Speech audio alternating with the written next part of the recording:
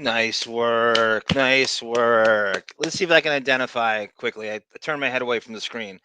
I did see a very eclectic group. I saw Slow Burn. Mm-hmm. I can't believe you use that. That's people don't know. That's a cable movie from Showtime with Eric Roberts, one of Depp's heroes, Eric Roberts, and Beverly D'Angelo, and who else is it? Oh, Emily Longstreth. You remember that blonde broad from the 80s? No.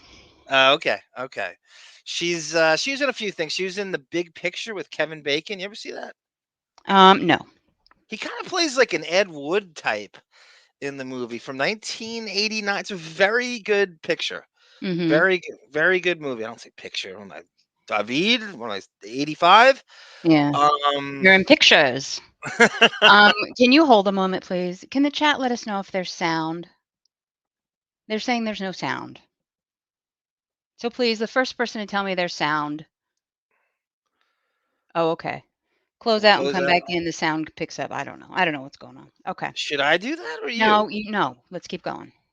Do you hear? Did anybody hear my rap about Slow Burn? Three-eyed catfish. Did you hear me? Eric Roberts and Beverly D'Angelo and all that. He was rehearsing. No sound during opening. Oh, your opening didn't have sound? I have no idea. I heard it. I did too. All right. Well, keep going. Hey Smith, did you hear the Beverly D'Angelo? Okay, and Okay, Eric there's sound. Roberts. We're Okay, good. Let's keep just going. want to make sure that I get it. Where was I before? I By the don't know. way, the new Jan Brady, Jan Winner. Oh my, who my Jan Winner. Jan Winner, the new Jan Winner. Who my Eve Plum over here? Yeah.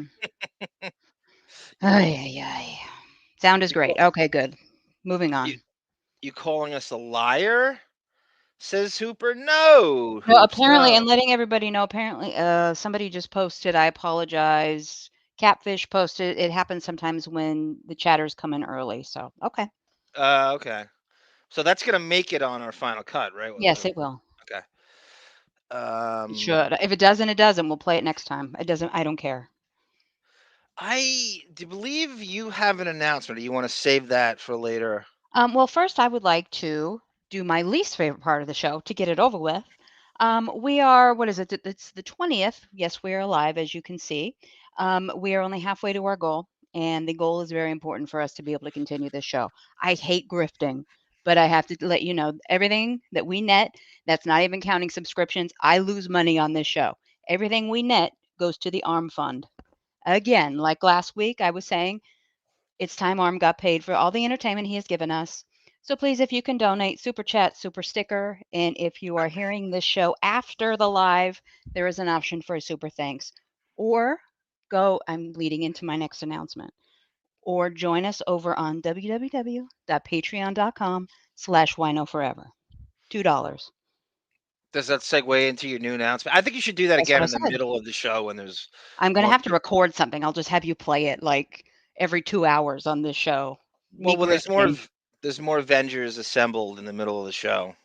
Yeah, no, that's fine. Um, then the start.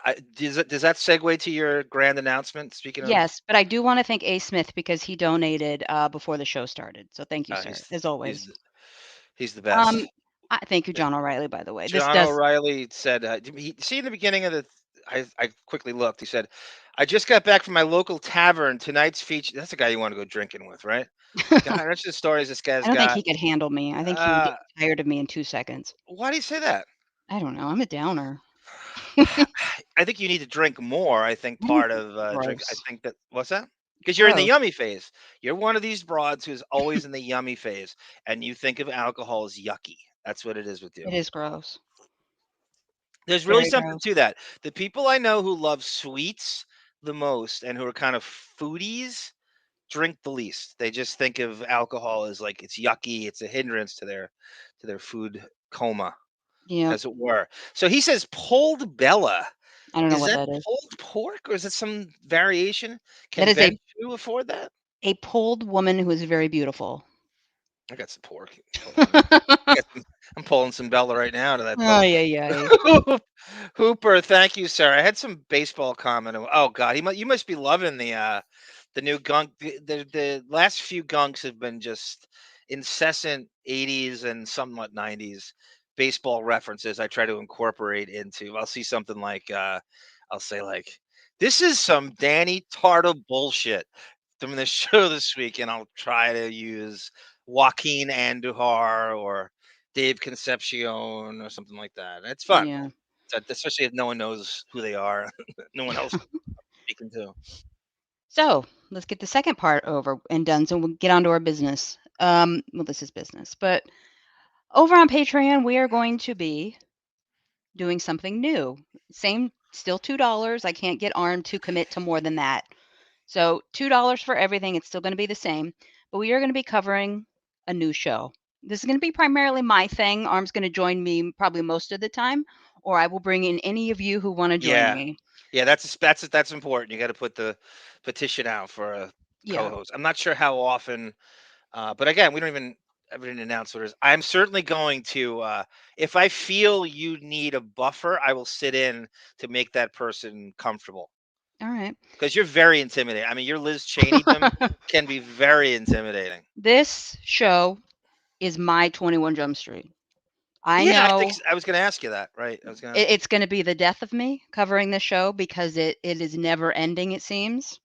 There are way too many episodes a season. It went on for far too long. And if, sir, you would play the hint, not really a hint, but let us know the show we're going to be covering. Hey Smith, you can join. You want to join us tomorrow? I'll show you. I'll send you a link. We're doing an episode. I don't know if you like too much. It's kind of. I don't feel like people would like this one, but you're more than welcome to join us if you want. It's 18 to 30, 16 to 35, right? Yeah, sure. It's kind of like a teen porn ring they bust with Dave Paymer. Okay, so John A. Smith says people who change when they drink shouldn't drink. I agree with that, A. Smith. I agree. I set you up. Can you play the video? Can I just like Tom Hansen said, right? I uh I drink when I drink. I get mad when I'm mad. I don't drink not to be mad. Remember he said that to Fuller? Mm-hmm. Okay, so this is a little big ass tease about what Sarah's It's planning not a on tease. You'll know doing. what it is in 2 seconds. This is, by the way, this is Bon Jovi on the guitar.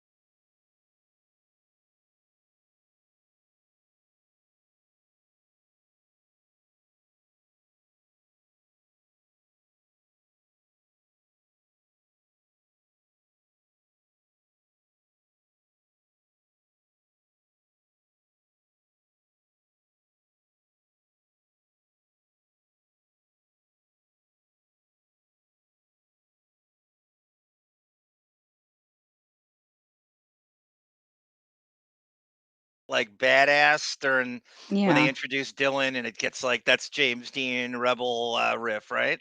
That's when Mm-hmm. Luke Perry. Okay, just want to make sure I got that.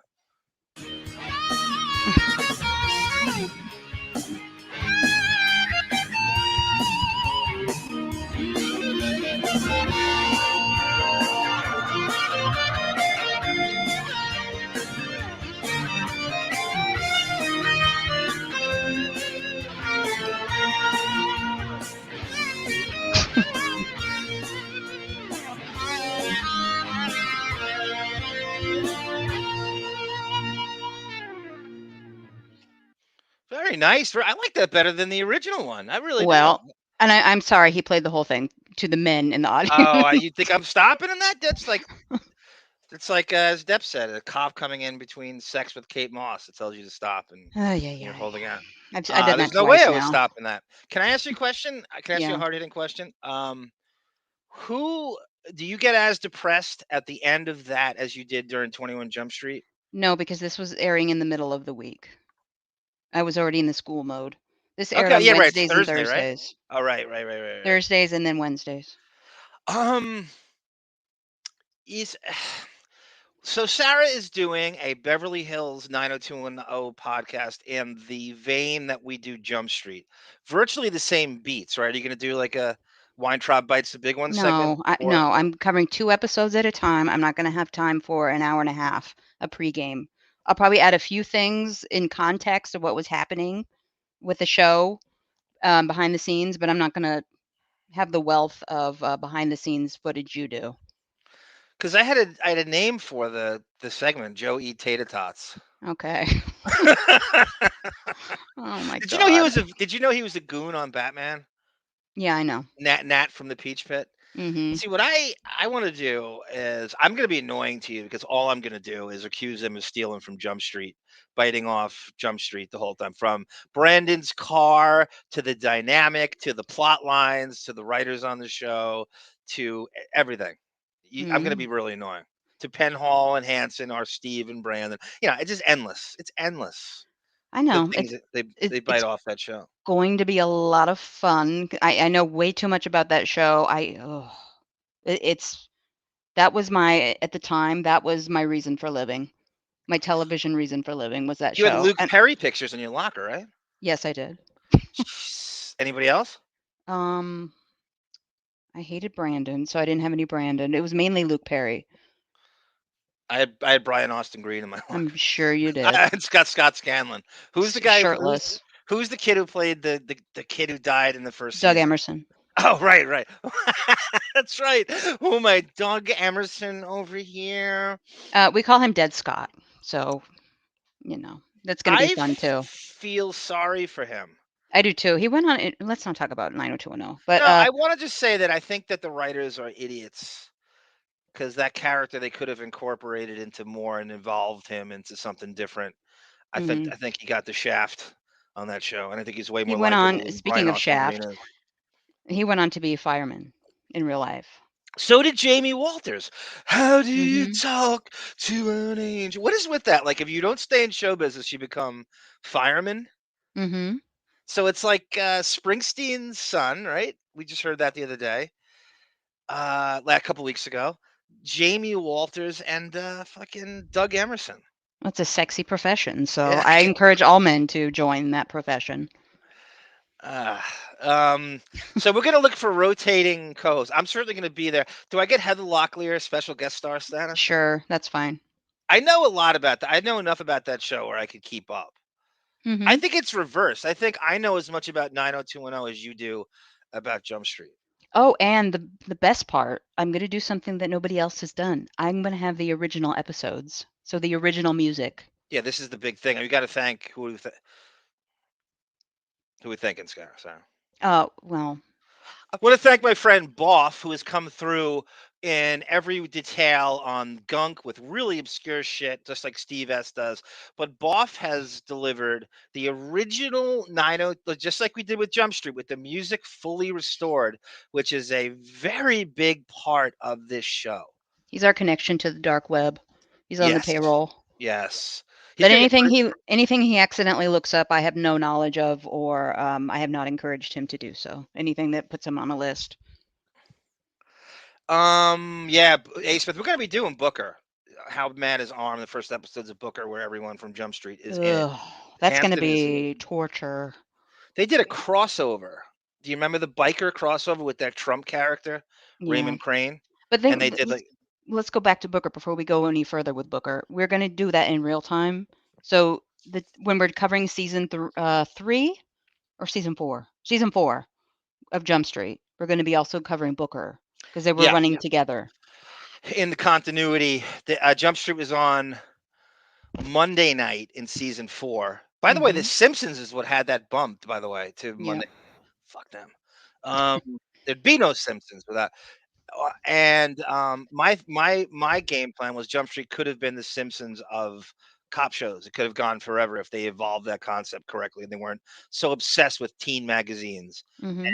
appealing to stupid tweens at the time. Um, what the heck was I going to say? So yeah, Booker was on Sunday night at 8 o'clock or 9 o'clock, I believe. So they kind of I ran They might concurrent have thought Booker was seasons. like dark and more adultish, so they probably put it on at 9. I mean, I think they thought it was going to be way bigger than it was. It went one season. I wonder. I tend to wonder if Depp was asked to spin off before him and said no to it. I mean, only Stephen Cannell knows the answer to that. Hmm Booker is garbage, but we are going to make Booker fun. I already know how we're going to do it. And same with 90210. That first season is nothing but 22 episodes of after school specials. And it's going to be a good time. I promise. John O'Reilly asks, "Are there going to be 90210 actors involved in any court cases as we go on?" That'd be great. Imagine that. Well, Jason Priestley in a crazy court case. Luke Perry won't be in any court cases. Uh, Gabrielle Carteris might become a great grandmother as I'm covering the show. I don't know. What the hell did I just see her in? Oh, she's on a show on HBO with John Bernthal called "We Own This City," where she plays a district attorney in Baltimore. That's where I She just could saw. have Yeah, played that role in 1990. that's what they're saying here. Hooper goes 90210. Is that the show where 30-year-olds play teenagers, just like Jump Street? The Yep. difference is, Hooper, on Jump Street, at least they're cops. They're playing real kids. They're playing 30-year-old Gabrielle. Gabrielle Carteris is 30 when the show starts. Yep. Thank you, A. Smith. Yes, everybody, if you can take a moment, if you can't donate or if you can, either way, please hit the like button. We're doing pretty good with views. We get very few likes. I don't know why. And I know it's not really thought of when you're watching a video, but if you can just hit the like button, that would be great. That helps us out. I don't know, Tone Cut. There's a rumor that he came back under some assumed name. No, you don't know that, so Tone don't say Cut. that. I'm not. I heard it from an executive. Tone Cut 89. Welcome, sir. Sometimes politics is stupid to argue about. Sometimes people don't like other sides, you know, facts mentioned, and they don't get along. I don't Speaking of understand how you argue with anybody over politics speaking of or in politics. relationships over politics. I wasn't done, sorry. Okay. Are you done? Yes, I'm done, sir. Those Liz Cheney pauses sometimes throw me off in a Well, I'm trying to dramatic think how I can phrase this. way. Hooper writes, wasn't Booker a DJ on K Rock? You know, it's funny you say that, Hooper. In season 3, which is Grieco's primary season on Jump Street, he plays a right wing conservative college DJ who's racist. That's the episode with Brian Bloom, the voice of Captain America Mm-hmm. in Avengers Earth's Mightiest Heroes. And he plays like a shock jock. He plays. I'm not sure how much of this is. I'm sure Howard claims they ripped him off. This is 1989, and he plays like a right wing lunatic on campus to suss out the Nazis on campus. Mm-hmm. Do you You can remember? get rid of that video if it helps the stream And not freeze Hanson up. and Depp was offered that part and turned it down. Okay. And then the script went to Booker. That's a fact. That is an absolute fact. Mm-hmm. I'm not sure where I heard that. I think Grieco said that in a Comic-Con interview I saw a few months ago. So little stuff like that leaks out as we go on. Richard Grieco, the first season of UPN, he can say he launched. Yeah, was that like another stupid private eye show, almost like a Magnum PI knockoff? More I than know what you likely. mean, Tone Cod. It was like it's set in Hawaii. Oh, I forget the name of it. I swear to God. Do you remember that show? It was syndicated. No. Oh, I think I forget the name of it. I definitely saw it. All right. So Sarah, you'd have a name for the 902. I mean, Donna Martin graduates. No, I haven't thought of one yet. Would you It'll debut consider when the first episode debuts, I guess. Would you consider Donna Martin graduates? No. I'm not making this about Donna Martin. I would rather call it Joey Tatas. How about Randy Spelling? No. Even though he does live near me. I saw my biggest memory of that show is Donna Martin's Tori Spelling's mom was a racist Mm-hmm. on the Oh show, and God. they went to college, and she was dancing with the basketball Deshaun. player of the right. So Brandon was friends with this guy, and They're at the same dance, and Donna's mom is at the same dance, and she pulls Tori Spelling aside, and she goes, Mm. "Donna, I will not have you dancing with that basketball Negro." She doesn't say that. She does too say that. She doesn't. She does too say that. It's in your head she says that. No, She she doesn't said say that. that. Oh God, we quoted that for years after No, no, that. no, no, no. You quoted it and got it in your head that she actually said that. She did not say I'm that. telling you. I'm telling you. God. Okay. Do you have the dialogue memorized? It's right in front of me. What are you talking about? I have every script right in front of me. That's right, Tone. God, Donna, let's do it together, Sarah. Come on, just a couple, just three, just three. I know you're a very serious person. Ready?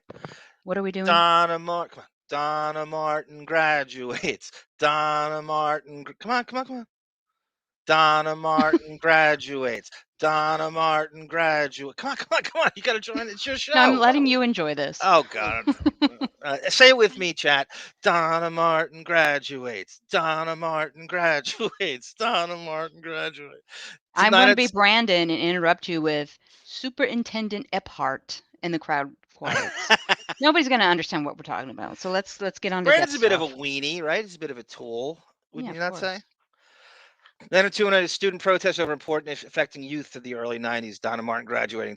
Yeah. Tonkata, there's a great clip of Holly Robinson bashing 90210, kind of going, no, no, no, honey. No, no, no, no, honey.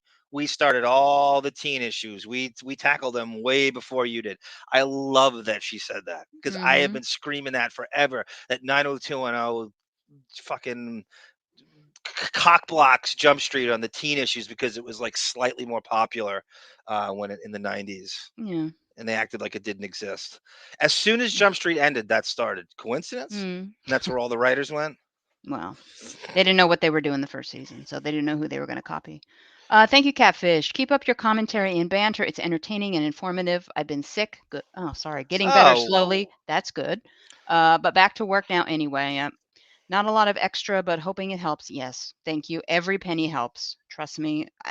We hate asking for it, but we have to, unfortunately. welcome Gunga Din. Yes, three-eyed catfish, and it's such a great name. Thank you, sir.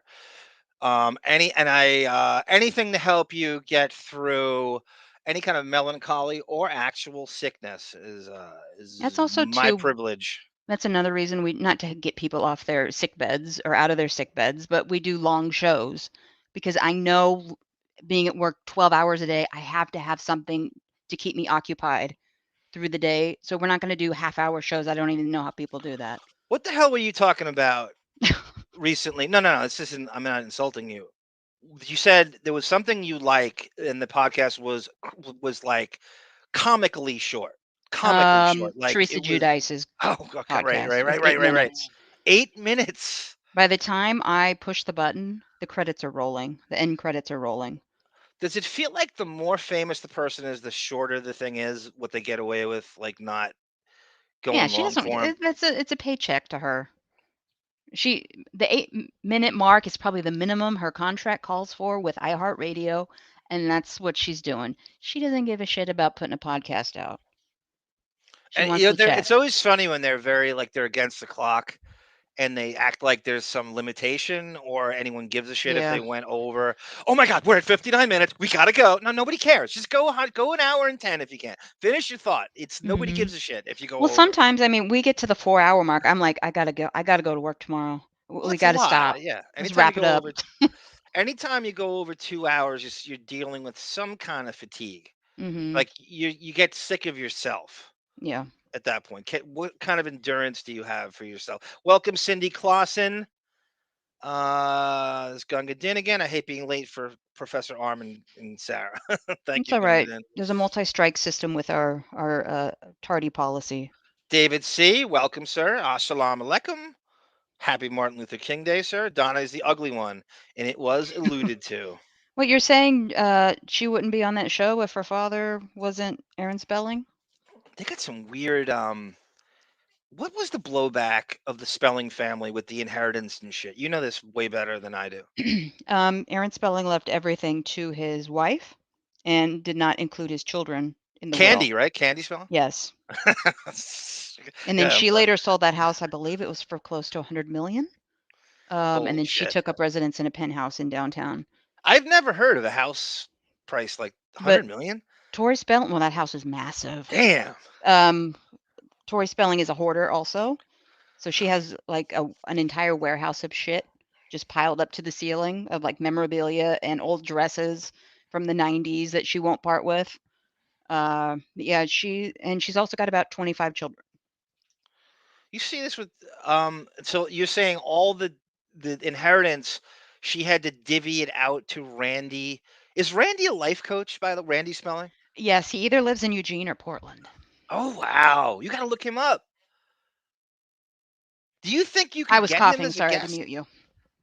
No, we can probably not do No, I don't know. I think you should try. I think there's a way to, and he could promote his life coach practice. that. I don't think he needs to. I think it's funded by Mother monthly, but Um, nowhere near the $500 million his father left. what? So eventually, Tori got cut off because she squandered the the kind of she was like on an allowance because they didn't trust her to. Yeah, but I think a couple million they got, the kids. But Okay. I think I'm convinced Tori Spelling kept spitting out kids to gain sympathy from her mother and pull at the heartstrings, so the Yeah. allowance would be increased. But it's a paltry amount considering what you would think. I gotta say, I saw her in an interview recently, and she came off pretty cool. I thought she was Yeah, she's fine. contrite and modest and self-deprecating I and like I got to tell outright likable. I thought she was great in the interview I saw. Well, I gotta tell you, I that Tori and Dean reality show where it was called In Love, the very first season where they buy this house Yeah. in like Northern California. It's so contrived. I love that reality show. And it went on like in different forms for like 5 years. I like it. Um, was it on VH1? Um, might have been no, it was Oxygen. Oh, okay, okay. That's So you Oprah's you show. had to search for it, yeah, but it pretty good. Did you see what Tone Cott writes here? Jason Kaplan is actually the editor of my high school newspapers. That's North Jersey, right, Tone Cott? I didn't know you went to school with. Why did we not know this? God damn it! You got to give us some dirt on him, Tone Cott, for gunk. And that paper had only 2 issues a year. It was not as involved as portrayed on 90210, where it's a full time job. And we're That's gonna so get into funny. that too. That's so funny. The Zuckerman dictatorship over the Blaze. Do you remember I don't know how I remember this, because again, this is your thing. Brandon went on like an undercover assignment to a black school where he was trying the what was the name of the newspaper again? The Blaze. So he walked into this black school. He had a friend from another school was a black kid, and Yeah. he goes to the school to Jordan do it. Bonner. Okay, what was the deal with that again? They just they basically wrote editorials for each other's paper. That's in the senior year. But Season 3. he acted like it was this Pulitzer like Of course, piece that that's Brandon. He's an asshole. it's so bad. I mean, I remember the douche chills back then. I can't imagine what it's like to rewatch that It's now. I've just been like reviewing season 1 a little bit here and there, and oh my god. Anyway. 5'5", Jason Priestley strutting through this kind of like it's like a black school on the other side of town, and Mhm. I don't know, it was so bad. I'm trying to remember. It's Goddamn. it's horrifying. And there's also an episode of it called Squash It where Donna's throwing a dance for at school. I think that's also senior year. But it's very uncomfortable to watch it because black people come in from the rival school after a gang shooting Oh and God, I they think remember they're that. all going to die because the black boys are there and they you know how they solve racism? They line uh, dance oh, and that solves it. Brendan remembers it. Donna, I will not have you dancing with that basketball Negro. I They didn't can't say believe that. you don't remember that. That did not happen. Okay, anyway, let's get on to some Depp stuff. Tori gets an allowance for sure. Norm had a great joke in Weekend Update. Wednesday is take your daughter to work day. Or if you're Aaron Spelling, it's just called a Wednesday. Mhm. I don't remember that. I don't. Wednesday is take your daughter to work day. Or if you're Aaron Spelling, it's called Wednesday. That is a great joke. The thing about 90210 is that I always thought it was funny that Dylan looked like he was 35 but he's in high school. Yeah, I think he He was either the second oldest or the third third oldest. oldest. It goes Carteris, I think, Ian Ziering. Ian Ziering, and then Luke Perry. Those three actually behind the scenes, those three hung out together while the younger ones were just causing hell on set. Luke Perry jokes about it. He said the lines in my forehead are like an etch a sketch or something like that. He's really like he was a really thoughtful, bright guy. Like he just got it. He Well, was it's like, yeah, it's you want to tell his age, count the lines in his forehead like you would a tree. yeah, something like that. Yeah, right. The carbon 14 test. Yeah, poor guy. and he Brutal had death. like and he had slightly receding hairline. And it was I mean, you thought James Dean looked way older than Luke Perry's supposed to be like the James Dean of the 90s. He Hmm. looked way older than Luke Perry. Did you ever see James Dean in like James Rebel Dean Without a was a Cause? hottie. As are you, honey. Oh, As are you. what a waste. James Dean dying. He did 4 movies, right? He wouldn't have been a thing though had he lived. He He would have actually like did more. fizzled out by 1957 had he He did lived. he did 3 more movies than Howard did. I Yeah. think he did 4 movies, right? Three, 3. Yeah, Exit to Eden. three and a PSA movie. Oh, okay. I used to have it on VHS. I was really into James Dean for a while. You don't hear much from DiCaprio in interviews and stuff, but Mm. I remember when Luke Perry died, they were promoting Once Upon a Time in Hollywood, and he did this whole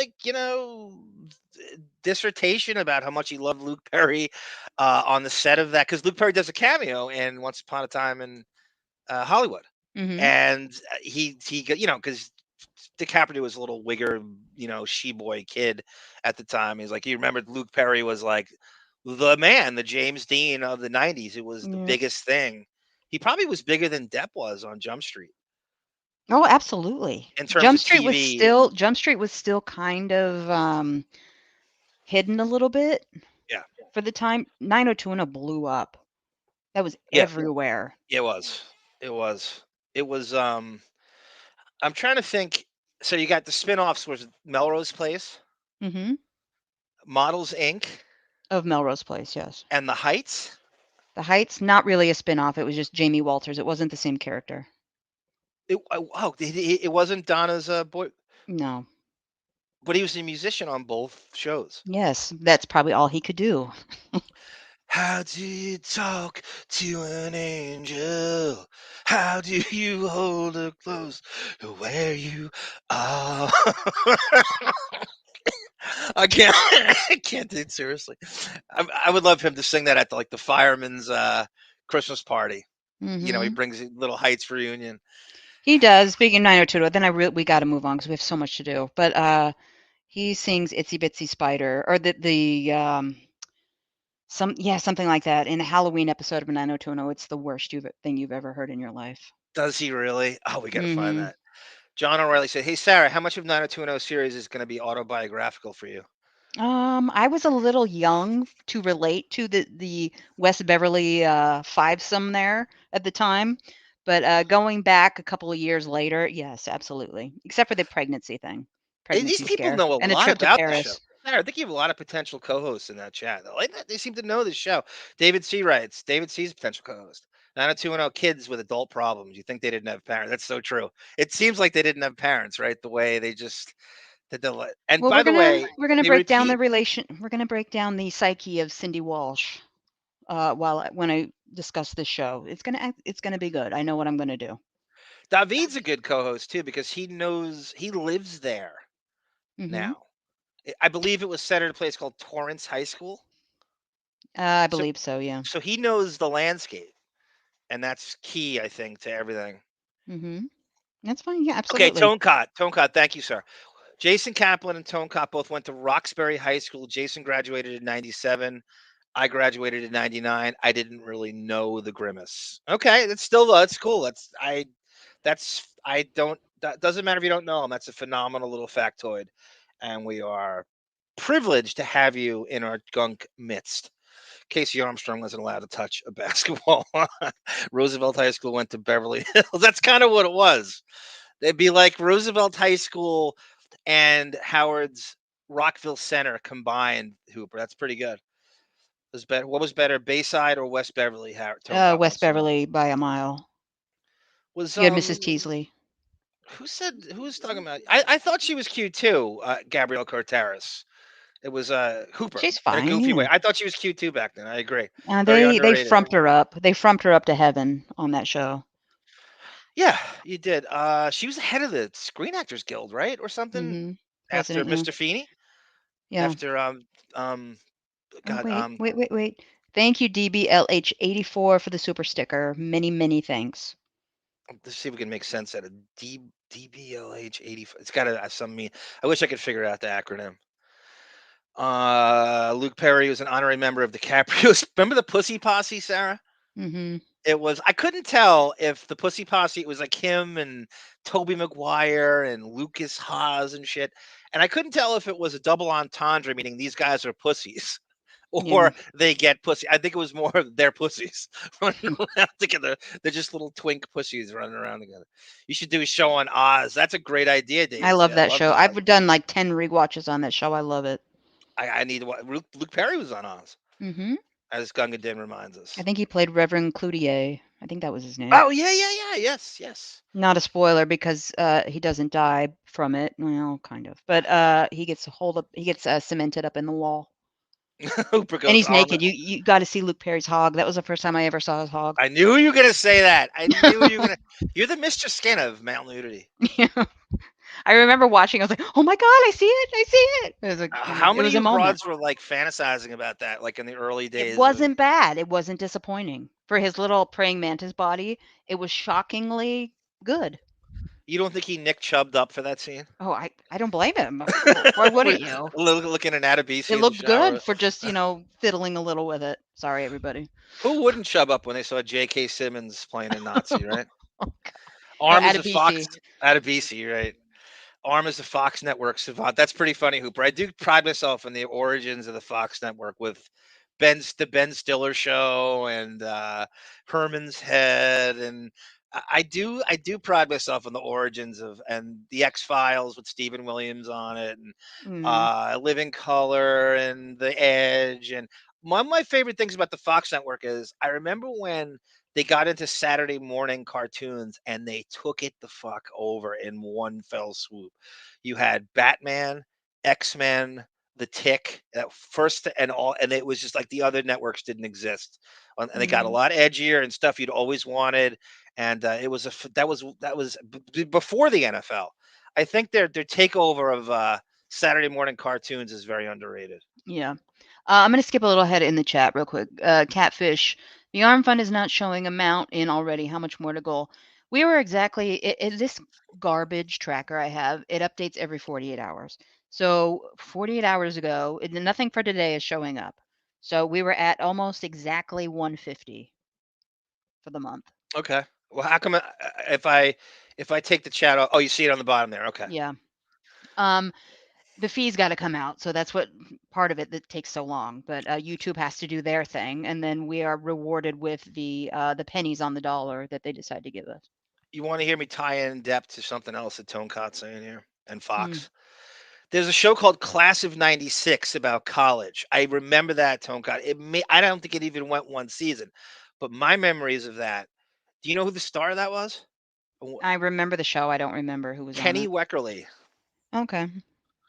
who is Brandon Douglas, the actor, plays Kenny Weckerly on the pilot of Jump Street, the kid that Hanson Mm-hmm. first, and he is the star of that show.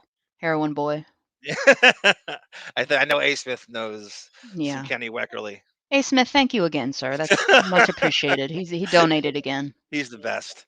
He is the best. What a great job he did on our sit-in I too. know he did a great job. On the David went to school with James Dean. No, James Dean. David Dean. David is James Dean's grandpa. My name is Arpeggiate in Mm. homage to David and the Roosevelt and Merrick. Lindsay Lohan's from Merrick. Sarah, did you know that? Mrs. Teasley just died, No, said yeah, she David just Tate. died. What Sorry, was the I actress's? came back mid sip of tea. I apologize. She had a pretty big role in that show, Yeah, she Mrs. was. Teasley. Yeah, for a bit. I always wanted a black female principal because of Miss Teasley. Luke Perry's, yeah, his son is a wrestler for the AEW. You Hmm. knew that, right? I knew of it. I couldn't pick him out of a lineup. Luke himself is a huge wrestling fan. Was he? I didn't know that. Yeah. I heard an interview with him on Bill Simmons' podcast. This is Hmm. just before he passed away. Like he literally just passed away. Like I don't know, months after that.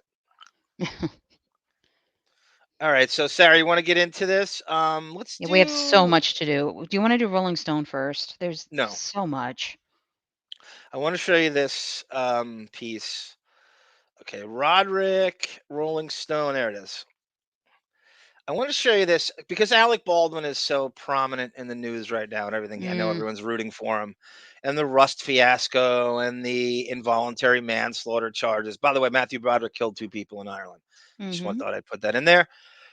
Alec Baldwin, for our purposes, is a huge Johnny Depp fan. I told you the time I ran into him on the street and did the push-ups and did an impression of him. We talked about Depp the whole time.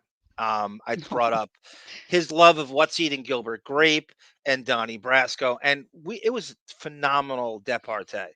He Yeah, was with. Do you remember that he was with a Japanese lawyer girlfriend at the time? This is like the early 2000s. vaguely.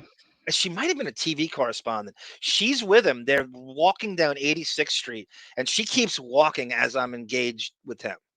And she's looking back, waiting for him to I'm stop the shocked she didn't conversation. run. If you started to do push-ups on the street, Oh she my should have god. run. She wasn't a bitch. She was just like, let's go. I think she was like needed to be somewhere. And Okay. he's looking back. He wouldn't unengage. We were just going on. Charlie Rose. He goes, and this is the time when he said he was going to leave the country if George Bush was president. Like everyone. It's, Like and I they go, all do every time there's an election. and he goes, when I look at Johnny Depp and What's Eating Gilbert Grape and the sheen of a young man with the wisdom of an old man, and then he jumps into, and then I see Marlon Brando on Streetcar of Desire, and I do push-ups to get pumped up before a scene, and then that's when I jumped on the ground and started doing. I Oh did like my 5 god. push-ups. I can't believe it. I still can't believe I He's cracking cringe. up. He really loved. He was really loving it. I have to say, I'm not Oh. going to embellish this. He was. He This thought is you were West gonna 80. shank him next, so he had to go along with you. This is between West 86th Street, between Oh, Central Park West and Columbus, I cringe. where this went down on the west side of the street. No, Oh. I'm sorry, the north side of the street. North is uptown, south is downtown. That's Mm. where that was. I remember every detail of it. It's The like side of the street makes it less 2001. cringe. Yeah, yes, it does. Yes, it does. Oh, I'm bragging how well I know New York. I know. Nah. I don't even know Oregon that well. You remember when the Warriors ran into Riverside Park? No, I never watched that movie. Yeah, it's kind of like they come out of, I believe it's the 72nd Street subway, and they run. I always thought it was Central Park until I saw some kind of commentary on it, and they run west, and they go to Riverside Park when they tangle with the Baseball Furies. Yeah. Oh, Catfish is still listening, but he's gonna lay down. Feel better, Catfish, Yeah, please. Catfish. Theraflu. I'm not a shill Well, you for. don't know This is what not a the issue plug. is. I don't know it. Yeah, Theraflu solves everything. Oh. AIDS, uh, everything. Cancer, Theraflu. Oh. A bit controversial. How you say cucumber? I think she loses the accent here. Of course she does. She forgets. So, thank you, A. Smith. So, Hilaria is a Ugh. like Beth. Like these wives of celebrities become correspondents for Extra, Of course. and they just drop them in because they have access to people like Alec. So this is when Depp made the comments about Trump. You ever want to see a president get assassinated? And He looks like Weekend at Bernie's. Like she's propping him up. There's a yeah, stick up his ass, and he's just either that or he's a hostage. and because Alec was playing Trump on Saturday Night Live, they had this simpatico. And I've known he's been a fan of Depp much longer than she was been alive, for Christ's sake. And so this comes out here, and I couldn't find the other clip. He's on Ellen. Alec Baldwin's on Ellen, and Ellen gives him Depp trivia, Mm-hmm. and he gets it all right. Oh, He wow. asks her specific scenes in movies, and he quotes the scene. It's like it's crazy. It's crazy. You can't believe. So this is so. I just to qualify this. Here he Johnny goes. Depp has said something a bit controversial. That's what do Hillary you from think about Boston. what he came out and said? Well, I think everybody. Sarah's right. Her accent's completely eradicated here. Let's do this again. Johnny Depp has said something a bit controversial. Not a What hint. do you think about what he came out and said? Well, I think everybody gets a pass to a degree because when Kathy Griffin did what she did, and Colbert said what he said, these are people that are on TV that are in the media all the time. So they're bound to make mistakes. They're bound to trip and fall and say the wrong thing, and that's just part of the politicians as well. They say things that are awful or thoughtless or crazy or what have you, or mean-spirited, and that's just there's a lot of surface area there because they've got mics shoved in front of their face. I mean, of course, I don't think Johnny Depp meant to say that he wants to kill the president. I mean, I think that Johnny Depp is a pretty sane guy. He might be a little exotic. Is that the word I want? Exotic. Quick shot. Quick shot. Johnny, I'm a huge fan. That's of what yours. your I wife told you wants that to at be. some award show how much I love Sweeney Todd. I thought you were brilliant. Sweeney Todd, how much I love. Oh, that's Johnny, good. I'm That's a a good plug, huge fan too. of yours. I told you that at some award show how much We got to make that. We got to make that like a sound drop of Alex saying this. He's talking to Depp like Depp's watching extra. I told you that at some award show how much I love Sweeney Todd. I thought you were brilliant. So the word today is exotic in terms of describing. We talk about Oh, Sweeney God, she Todd should. all the time on Can I this just say, show. let me be petty. I wish I could look like her, but I wish she would never smile like that again. She doesn't have a great smile, does she? No. Totally smoking hot little spinner. There's no question about it. Totally my type. But we all know how irritating she is, and you're absolutely right. She doesn't do smiling doesn't do her service, does it? No. Some smoke shows can't smile. That's going to be the title of my new book. Behavior. And he, by the way, Sweeney Todd, he's verifying what we say on here all the time. He Mm. doesn't get, even though he's nominated for Academy Award, he doesn't get nearly enough credit for Sweeney Todd. He doesn't. I can't explain it. You go, well, how does someone get nominated for an Oscar and still not get? I'm telling you, it's underrated, even though it's like nobody else even cared about it. Mm-hmm. It's a Tim Burton movie too, which is weird. Yeah. I think people make mistakes. I've made my mistakes. You stood up. Sure. You stood up for Kathy Griffin, and why did you decide to do that? Well, I think that Kathy didn't mean that she wants to chop the president's head off. No, none of these people wake up one day with a 25 or 30-year career in show business and decide they want to decapitate somebody. That just isn't real. It's a game of politics where if you give them the ammunition, they're going to shoot you back. And Kathy made a mistake, and they chopped her up. And Johnny Depp's getting kicked around, and I've been in that situation before. They put you in the dunk tank, and they have a lot of fun with you. And then it goes away. They really, it's a tribute to you. We're celebrating you tonight. Well, it's very sweet. Not a I think hint. Half of it's That's his roast, right? He had the roast a few years ago. This is where he is. Yeah. Yeah. He had the Comedy Central roast. making fun of you and roast, and the other half is kind of This Is Your Life, another show you've never heard of because it's from the 50s and the 60s. No, you explained it to me the Edwards, other yeah, day. This Is Your Life, great show. And it's a kind of a mix of that with the Spike program. But there's other roasts which are very funny and very savaging, and they really savage the people that are on them. But I'm very happy. I'm really looking forward to it, to see what's happening. I'm really looking forward to what you're going to say. We are here tonight to celebrate you and make fun of We are? you. Yes, honey, this is just a Oh my celebration God, of I didn't everything. It's know going to be that. so great. They told me we were coming here Where's to, the- Well, we're going There's to make nothing. fun like of a you. casino night. We know. John O'Reilly says the difference between Hilaria and Beth is Hilaria is a functioning uterus. Isn't it amazing? Well, that's difference. debatable. The rumor, if you ever, one of the greatest Reddit pages, if you want to deep dive on this broad, is I think it's Hilaria Baldwin over on Reddit, r/Hilaria Baldwin. There is strong rumors that she uses a surrogate for each one of these children. Yes, I know she does her little stretches in the morning and takes. Well, you never see her 25 pregnant, right? You never actually see her Well, you can easily do that. But she does her little stretches. I know she's in great shape with the yoga on airplanes and all that shit. But how does she get that body back immediately Yeah, she snaps back into after shape that in kid 3 slides days. out? Yeah, in 3 days she's back to 88 pounds. But you gotta also too, she is there's not a hint of España there. Like she'll say, I'm from España. No, you're not, sweetie. You're Hillary from Boston. Your great grandmother probably drove through Spain once. I pretend that I'm from Salem, Oregon, and it really people buy it too. You know how much I get away with it all the time. You People really should buy wish. it. You can only wish. Nothing wrong with it. Just the neighborhood I'm in is shit, but overall it's great. I love the people here. For real, I used to actually pretend I was from Pittsburgh. Oh God.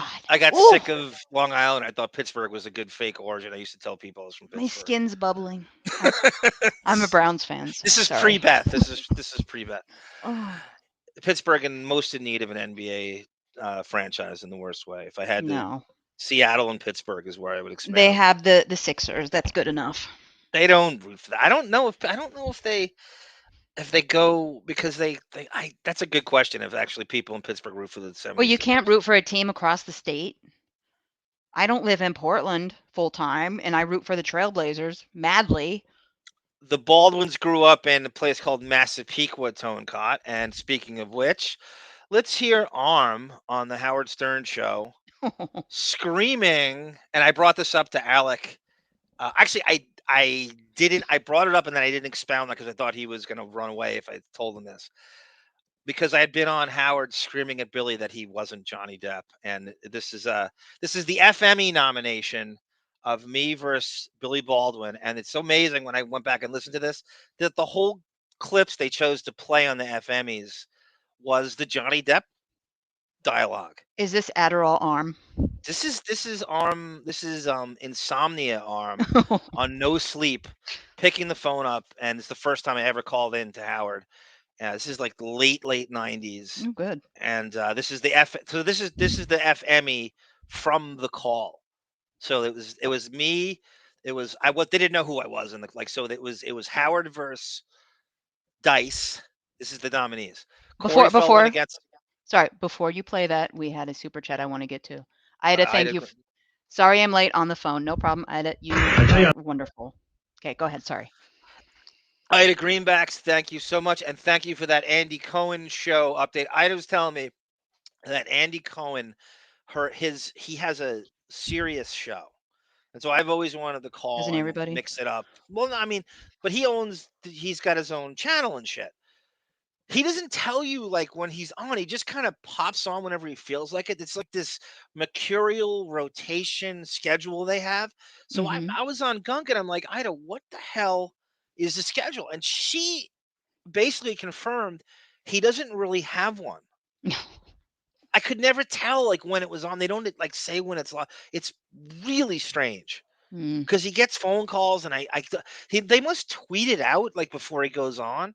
And so people just listen via Twitter, like from the Twitter alert. It's bizarre. Yeah.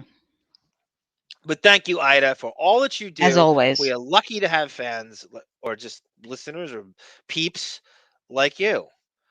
So this is Arm on the Howard Stern show in the late 90s. This is actually the FME. So this is like 2000 when this aired, and this is a replay of it. So these are the nominees. It's Best Celebrity Fight. It is Howard versus Dice, Jackie versus Rodney Dangerfield, Corey Feldman against his father, me against Billy Baldwin, and I feel like I'm forgetting something, but I may not be.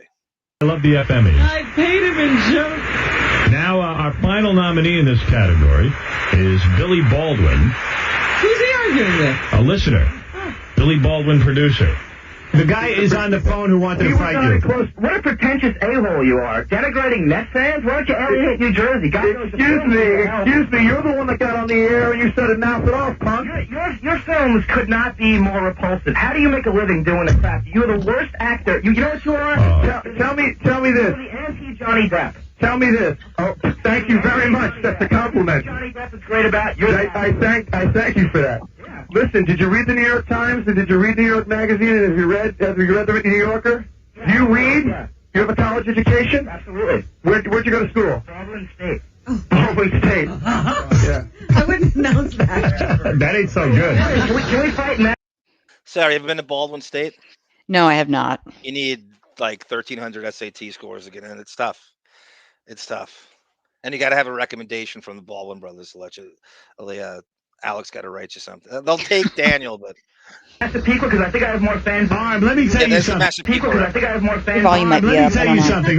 Announce that. That ain't so good. Can we fight Massapequa, because I think I have more fans. Arm, let me tell you something about Billy. At least as he says, he's making millions of dollars. I don't care about money. And getting to co-star with beautiful. And he co-stars Howard. I got stepped on there. I screamed at Howard. I go, "What do you care about money? Private Parts only made $41 million internationally," and it got stepped on. I wish that was clearer because you could hear me say the 41 and the million. Howard, let me ask you something. Your fans are going to be really upset with me for defending myself, but let me ask you, Howard. Go ahead. Did you ever see Internal Affairs? Yes. Howard, did you ever see Internal Affairs? Is that with Cindy Crawford? Yeah. Oh. Robin, have you ever seen Internal Affairs? It's a great movie. Did you like it? I loved it. You loved it. Okay. Did you ever see Backdraft? Oh, yeah. Did you like that? I like that, too. Johnny Depp turned it down, and you got it. No, Matt Dillon turned it down. Johnny Depp turned it down. No, so what are you, a Hollywood insider all the That's true, Sarah. Did you know that Depp got offered Backdraft? This is like I back think then. you've mentioned it. Yes. This is when they used to publicize, and I think it was Tracy Jacobs or maybe Pio that would leak films he turned down to show how much integrity he had. So the list went at the time, and it's evolved since then, and it's gotten more. But it was anything. It was kind of Thelma and Louise, Mobsters with Christian Slater, Backdraft. It was Point Break. It was Speed. Anything Keanu Reeves or Brad Pitt did at the Interview with the Vampire, and it was like 10 of them. Legends of the Fall was another one. So anything like Brad Pitt or Keanu Reeves did, he pretty much turned down first. And so yeah, Backdraft was one of them. Billy Baldwin knows I'm right. He says he brings up Matt Dillon like somehow that's going to shoot me down, but he knows I'm right. And so the Billy Baldwin role that originally was offered to Depp. That's true. Yeah. No, so what are you, a Hollywood insider all of a sudden?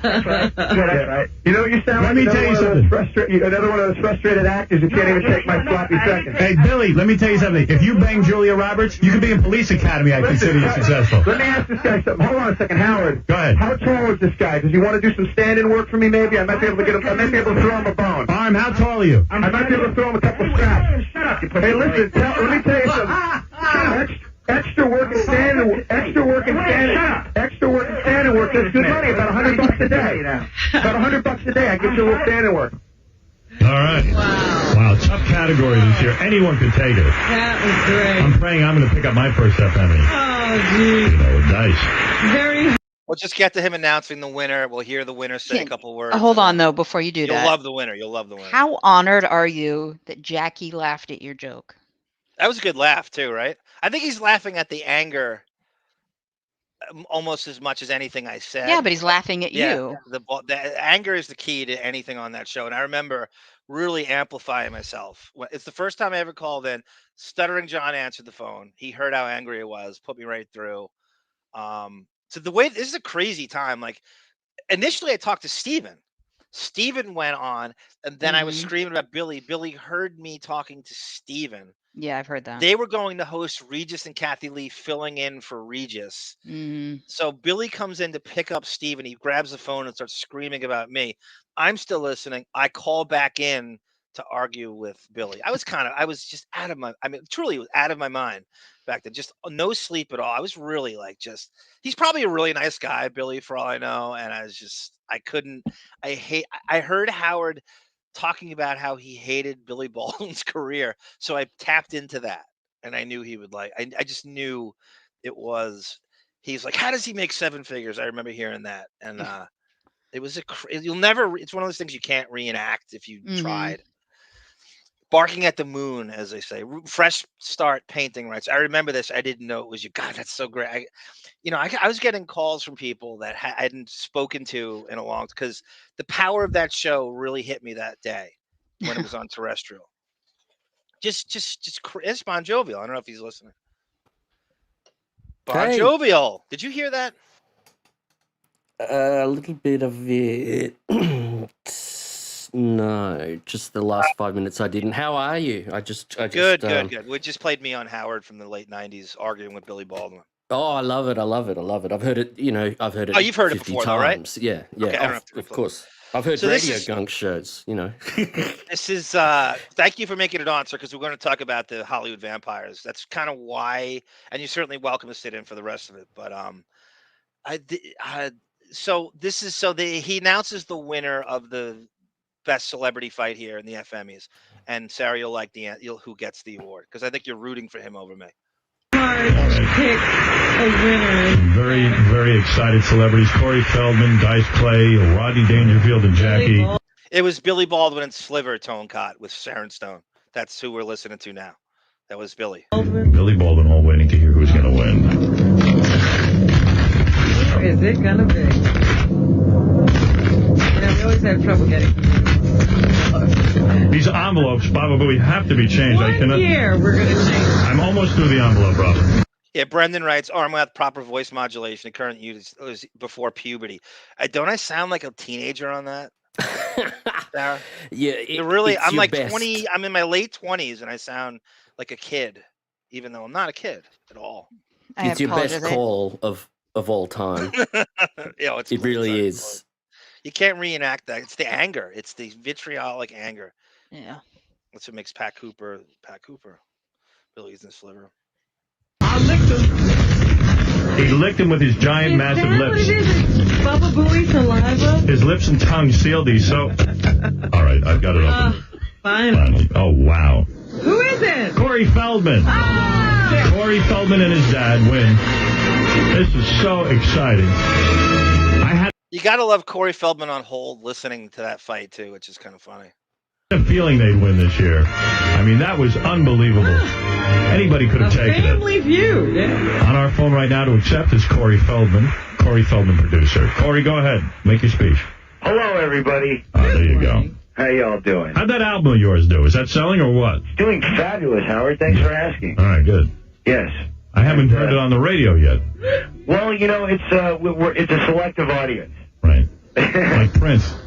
Yeah, kind of like Prince. All right, never mind that, though. You've won. You're a winner today. This is a big award. This is a big moment in my life. All right, anything you want to say to your father or you want to dedicate it to someone, go ahead. Yes, I would like to dedicate this award to all the loyal listeners of the Howard Stern Show, because That's very nice. without you, it wouldn't have been possible. Right. Oh, that's so sweet. As we all saw, there was 1,000 people there that day. Thank you, Corey. I will always like music. I will always love music. I will always perform music. I don't care who listens. Music is my first love, right, Sarah? I believe you bought my choreography and I signed it for you. Mm-hmm. No. I wouldn't go that low to have you sign a book for me. But yes, I did. I did read choreography. Anyway, so that was that, and I'm very, and again, 15 minutes. Who said 15 minutes of fame? Who was that? Who's the philosopher who said that?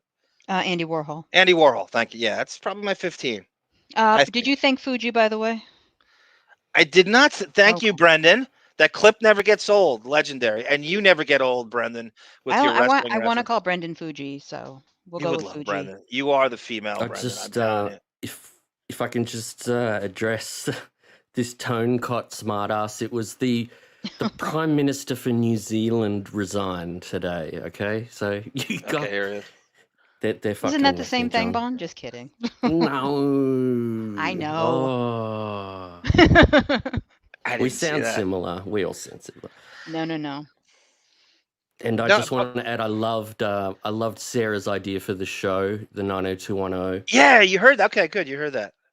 I'm going to die midstream. That Mom, would you show- sit in on that? Would you consider sitting in on? Do you know anything about? We, Oh, you I would? Good. will. I will be keen for that because the first few seasons were great. It's the First three were it's excellent. just- It's once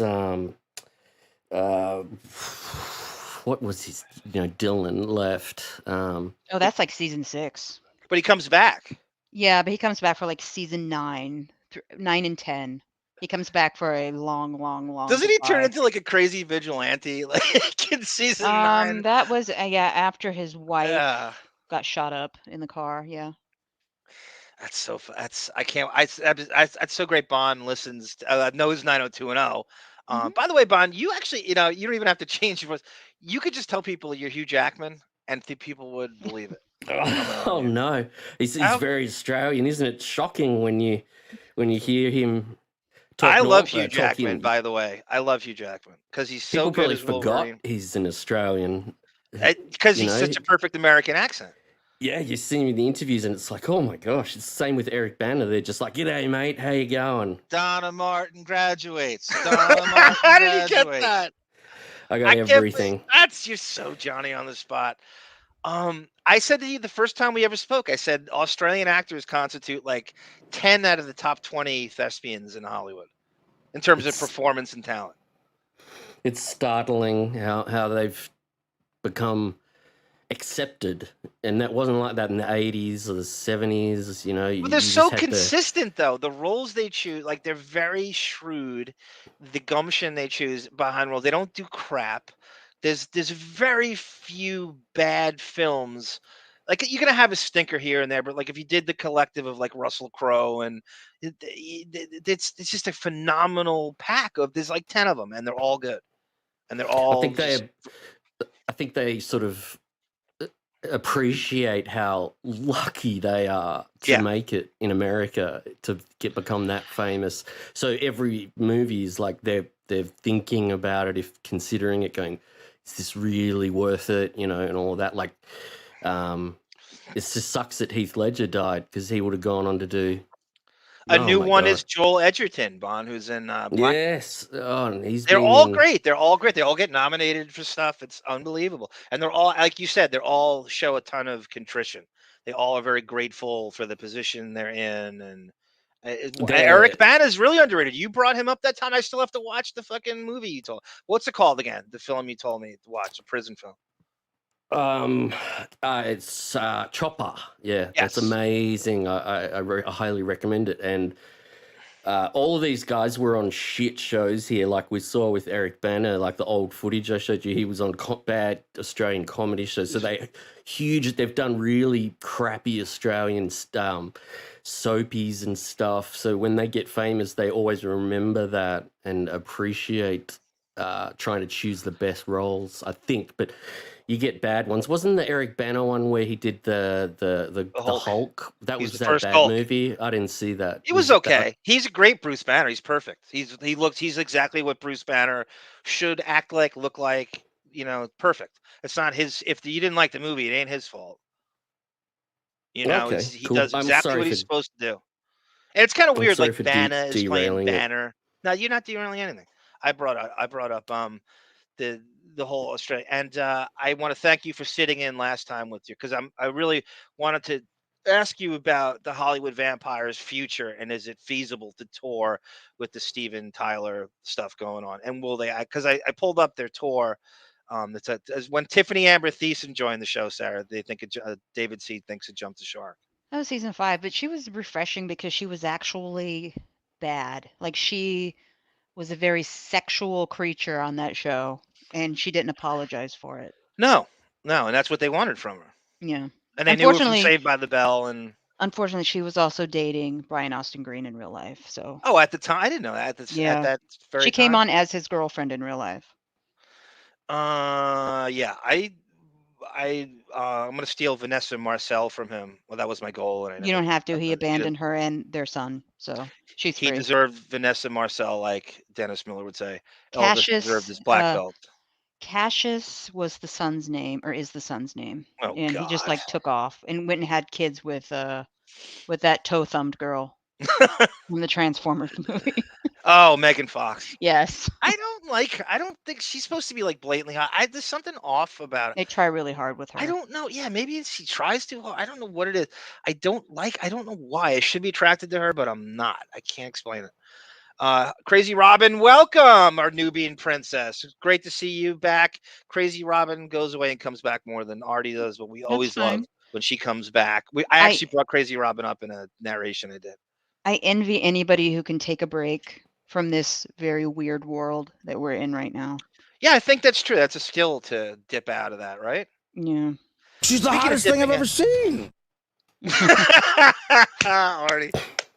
Who was he talking about there, Bon? Oh, I can't remember.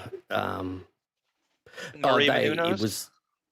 He used to say it when they'd bring up some stripper turn out the front of the building and want to come up. He'd just say it all the time. They have like montages of him saying it over and over and over again. It's so. And meanwhile, they weren't. They were very no, they Wednesday were night scores girls skanky. or Wednesday afternoon scores girls. That's really funny, Sarah. You look like a Wednesday afternoon scores girl. So you're saying like the ugly strippers they use in the daytime? That's you're really dancing funny. the Wednesday That's afternoon shift at Scores. And the funny thing is, you've never even seen Scores. Like you've never even been. Yes, I've been. We had a Scores in Salem. What are you talking about? Are you kidding me? No, I went. And then the real Scores sued them because they were using the name, so they changed it to Cheetahs. Oh, so it wasn't owned by the... No, but they took advantage of it and called it Scores. But I went while it was Scores, so that counts. How do you really copyright that name? I don't know. I think the sign, though, was identical, too. That's so funny. I know. I was impressed. I was like, oh, my God, I'm going to the same strip club Howard Stern goes That's to. so funny. And you went in? Yeah, I went in. On a Wednesday afternoon? No, I think it was it was a good night. This broad shimmied up the pole with just her legs. I was very impressed. Did you drink during this? No, I did not drink. I don't drink. They didn't have a minimum? Like you didn't... Did you drink? Did you have any soft drinks? I think I may have been afraid to even touch any glassware in there that could have transferred herpes to my mouth. That's true. That's true.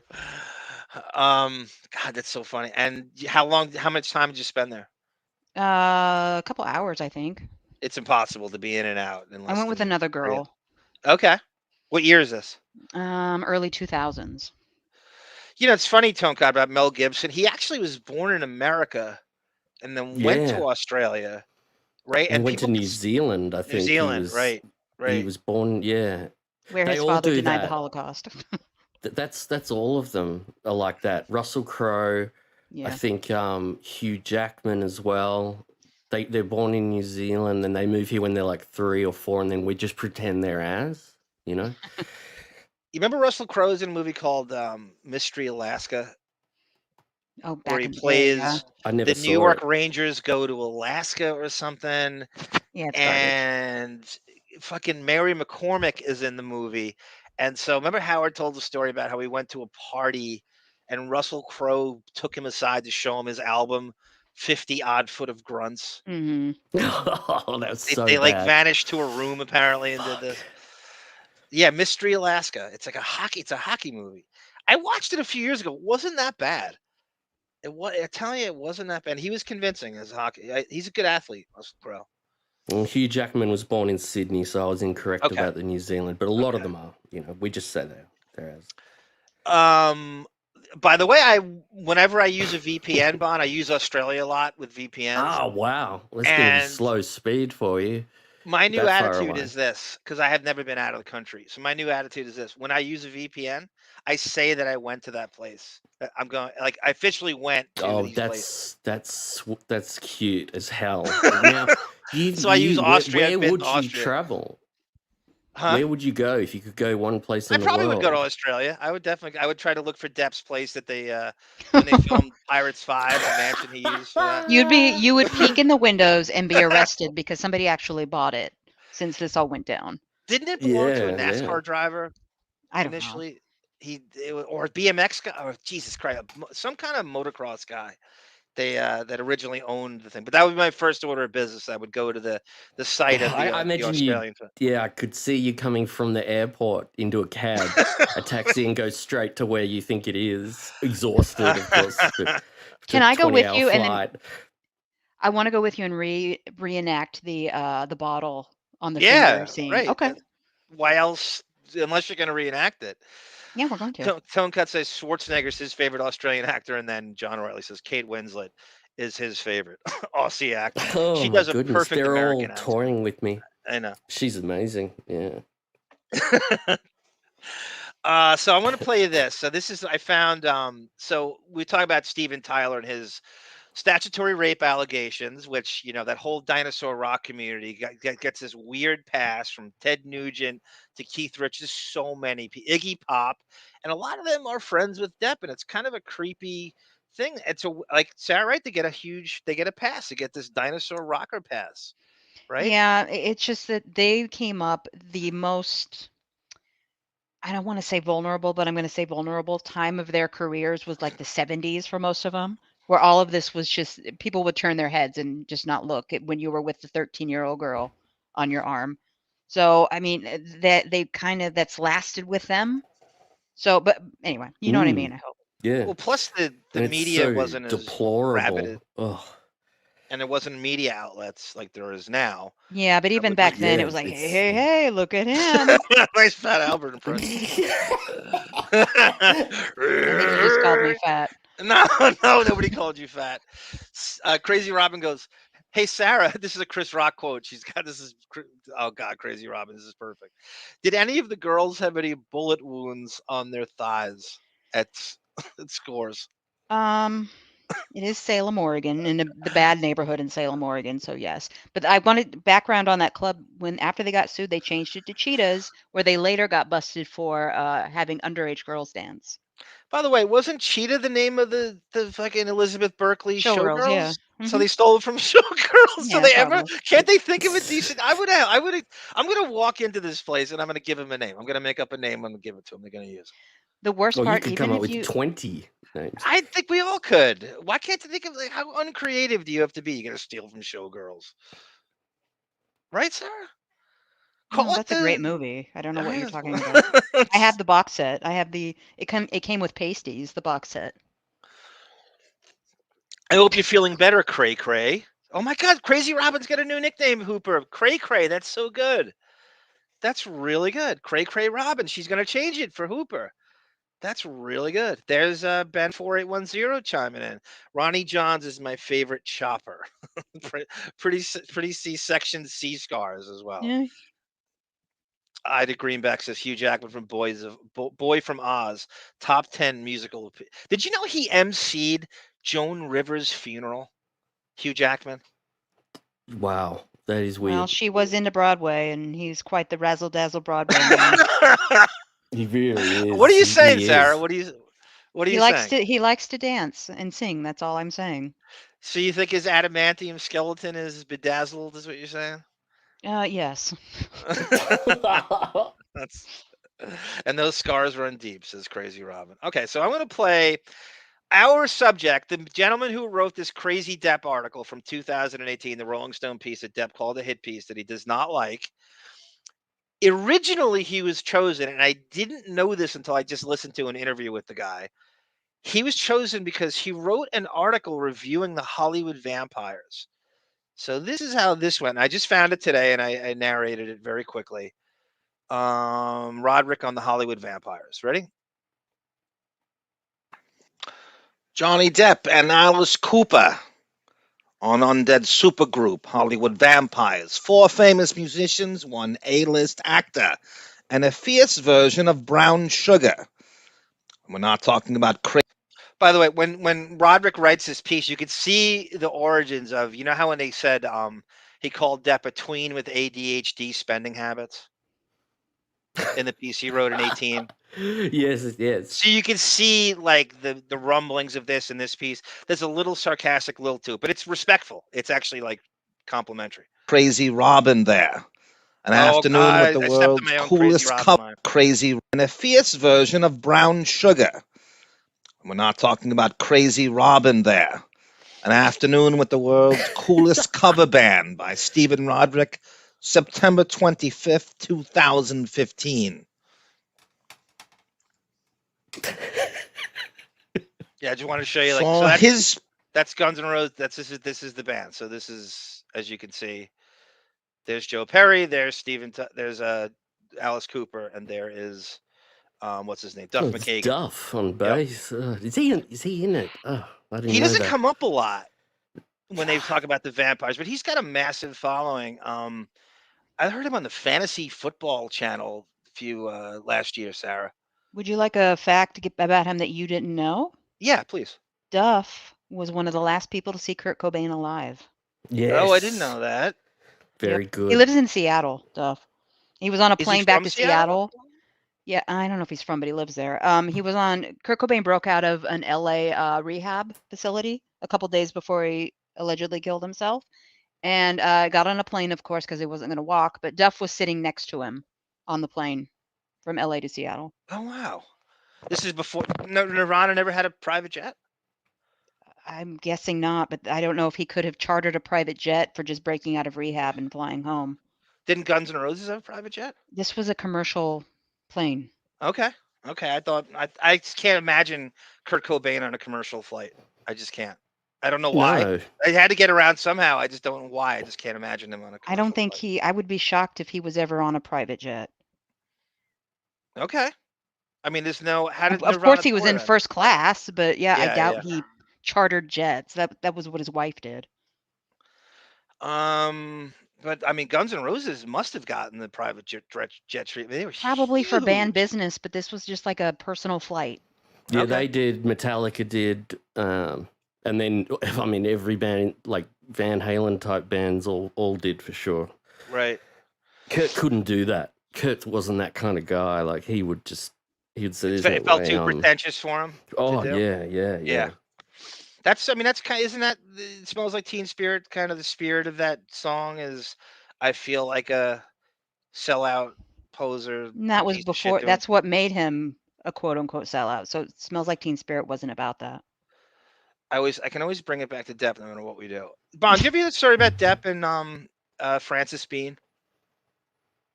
No. You want to tell it, Sarah? Depp she's an artist like her father. It's a very similar style of painting, very abstract, but Depp has a piece of her art. And also Depp, when she was younger, he paid for a limo to take Yes. her and her friends out. Yes, to Pirates. That's To, not creepy. Pirates 2. No, it's just like you gather up this little girl and her friends, and you have a limo take them to the Pirates premiere or something. I forget He which knew one that Courtney was. Love from the Viper Room. He knew that she was a fan of Pirates.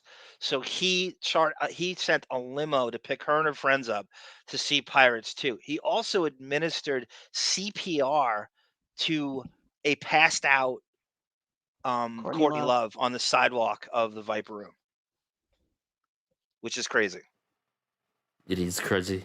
I mean, and she brought that up during the trial, I believe, like right as soon as it was starting. No, she did a TikTok video where she goes, "Okay, right. I don't really want to get involved, but this is my Johnny Depp story." And eventually she apologized for saying something nice about him because, SJW wokeness. There's David talking about the Depp tour in Australia. Want to go to the house. David, we brought you up as a 90210 Sarah co-pilot here and there as your knowledge of that area and Torrance High School and that entire. So it's key to the whole thing. I think that'll be fun. And Bon Jovial's also going to be a co-pilot, which I'm going to be Heather Locklear special guest star status. I'm going to drop in, here and there, hopefully. More, you'll be with me for the first 2 episodes, and then I will. Do I have an open door policy, or do you have to invite? Of course you do. Come on, man. I don't know. You know, I can't believe Bond knows the show. I can't believe Bond knows the show. Which is I know how it's going to go it. every time he's on. He's going to email me 6 hours worth of pregame material about. Here's an interview with Shannon Doherty. It's amazing. Here's an interview with. Oh, how did you? Yeah, I said that to you. Yeah, that's gonna be. I have all those Howard interviews with the nine. Remember, he was obsessed with 90210. Like ridiculous. This is kind of where the gay tween thing come up with him. We should have been onto it way earlier. He had Luke Perry on how many times? And Priestley. He had Shannon Doherty on only once. He was obsessed with Tori Spelling. He had her on. So that'd be good. I think you could find out. I have an interview of him with Priestley and Christine Elise, who was on 21 Jump Street from 1993 when he did that series of E interviews. Mm-hmm. So you could use those and go over them. Of course. You would do that. Act a little more excited, Sarah. No, I'm imagining 6 hours before we even get to the first episode. Yeah, that's her Liz Cheney apathy, Bond. Too cool for school. Oh, as you said, Laura Silverman from Dr. Katz. That's right. Enthusiasm. Someone has to rein you in sometimes. Rein this in, Toots. Yeah. Ragdoll. Remember Ragdoll? That song? Oh, God, I forgot about that. David should bring back memories of Bob Hope. Okay, let me go to this. Part, Depp acts like he's won the classic rock Powerball. Music was always at the center of his life. His first $600 went toward a 56 Telecaster. Bon, one of the ideas, because I wanted to have you on, what the fuck is a 56 Telecaster? It's a well, it was iconic year for the shape of the guitar, the 56. So they reissue it a lot. Oh, so it's actually the year is 1956 the guitar came out? Came out earlier, but the 56 was like a classic model. There's a 62 as well. It's like classic. So yeah, it's very. I actually bought a Stratocaster this week, a new one, and I was. What's so great about a 56 Telecaster? Well, either it's just the design and the way the it's hard to sort of explain, like the knobs and stuff, if I can try and explain it in that sort of way, like the parts, they just changed the style. No, I understand. I can totally and it became visualize hugely popular, so they change it every now and then, like the shape a bit and all these things. I got a wavy knob, honey. I bet the Dark You're so Dungeon- disturbing sometimes. Young girl, the freakazoids take advantage. Yes, Crazy Robin. I think of all those dinosaur rockers in that mode back then. There's so many of them that never got. Like, you talk about statutory rape and statute of limitations, right, in the same sentence, because that's what they get off on, the statute of limitations, that you don't care anymore about it. The guitar was later stolen, but he played his bands long before he started acting. Cooper's Welcome to My Nightmare got him through some tough times. You know, I approach my work as an actor in the same way I play music. Says Depp, there's an element of chance, grabbing some moment you didn't really plan on. Music is the fastest way to emotion. He puffs on what he calls a poison stick, and admits there's something nice about being in a band rather than being the sole focus of a project, like on a tentpole film. Perry has to sometimes entice him to be in the front of the stage. But with Depp, there have already been fantasy camp moments. Now you hear that sarcasm? Fantasy camp moments. Yes, I Great. like it. I did too. And supposedly he got tapped to write the Rolling Stone piece in 18 that Depp called a hit piece because Adam Waldman loved this. Adam Waldman read this, sent it to Depp, and they went. You got to hear this guy talk about how he got chosen to write the piece on it. Depp's friend Paul McCartney stopped by the actor's studio, and they banged out Come and Get It, a 1969 song McCartney wrote for Badfinger. During the recording, Depp found himself starring and staring at Perry with a... Brendan, is that true? William Daniels, wife of 72 years, spilled on their open marriage and infidelities in her memoir. Is that true? Oh my no. God. You're Gross. ruining my whole wholesome Feeny. But how come you don't know about this, John? I don't know. Haven't you read the book? I should be Googling him every day. And I know that he blew the whistle on a bank robbery at one point in a heroic moment. This is like a few years ago. I should be Googling. He really, apparently he like called the cops or something on a guy. I did not know this, Brendan. That shatters everything. Oh, I wish you didn't say that. Can you believe this shit look that Perry returned with a grin? I asked them now if they're older, were they doing anything to protect their health as they get ready for a series of gigs that will include a festival at Rio? Perry says he's a closet health food junkie. Cooper shoots me his ageless demonic grin. Me? White Castle. Do you know White Castle, Bon? Yeah, I know what it is. Yeah. It's mini hamburgers basically in America, and it's you could eat like 50 of them and nothing happens to you. There's a lot of very oniony. That's right. They call You them have White Castle, sliders, Sarah? don't they? Yeah, yes, sliders, yes. Sarah, do you have White Castle in Salem? Sarah, you muted? No, I'm here. We have them Okay. in the freezer section of our local grocer.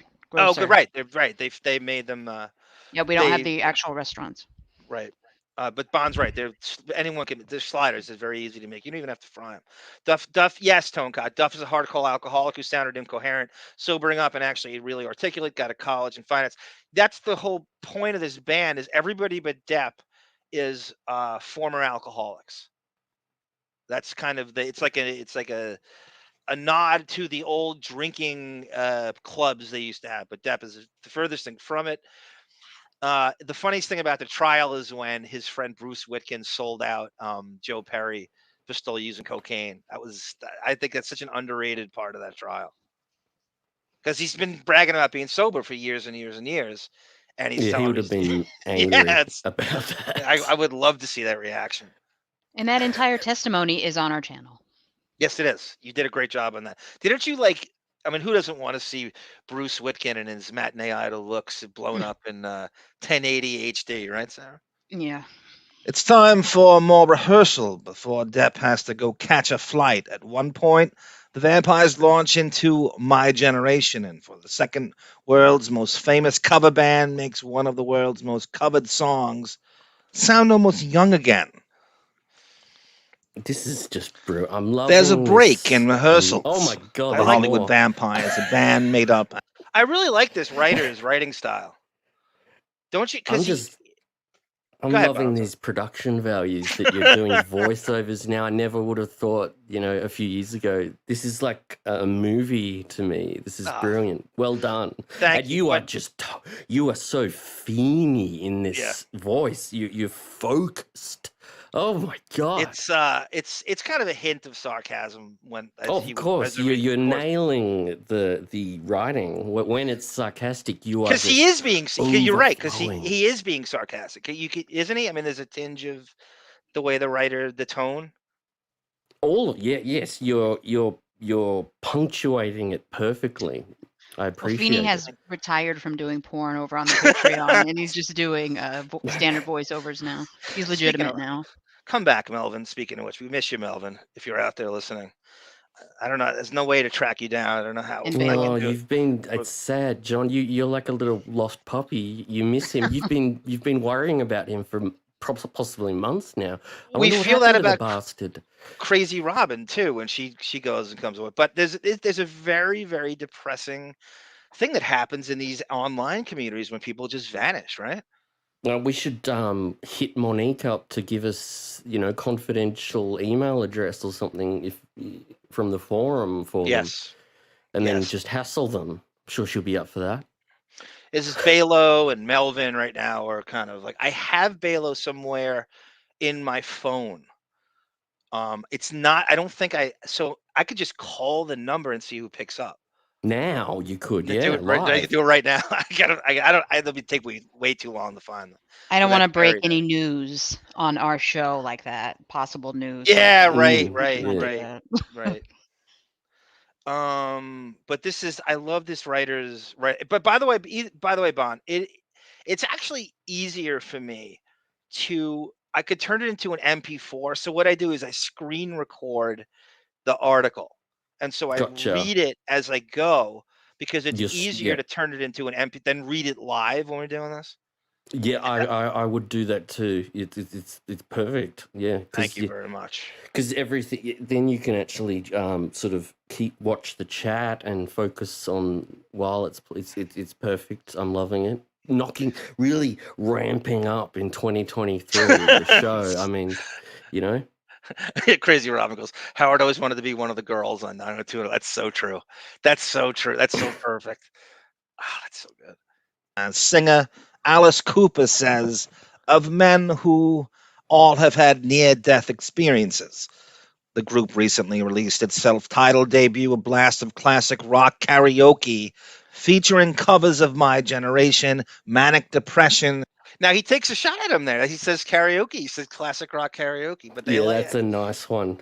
He ends up kind of complimenting, so they kind of ignore that. Unreinvented whole lot of love, not to mention a School's Out, another brick in the wall medley. Now the band is in Burbank in a warehouse getting ready to play its first show. Cooper, looking gothic casual in a black t-shirt and black jeans, gives his longtime manager, Shep Gordon, a big hug.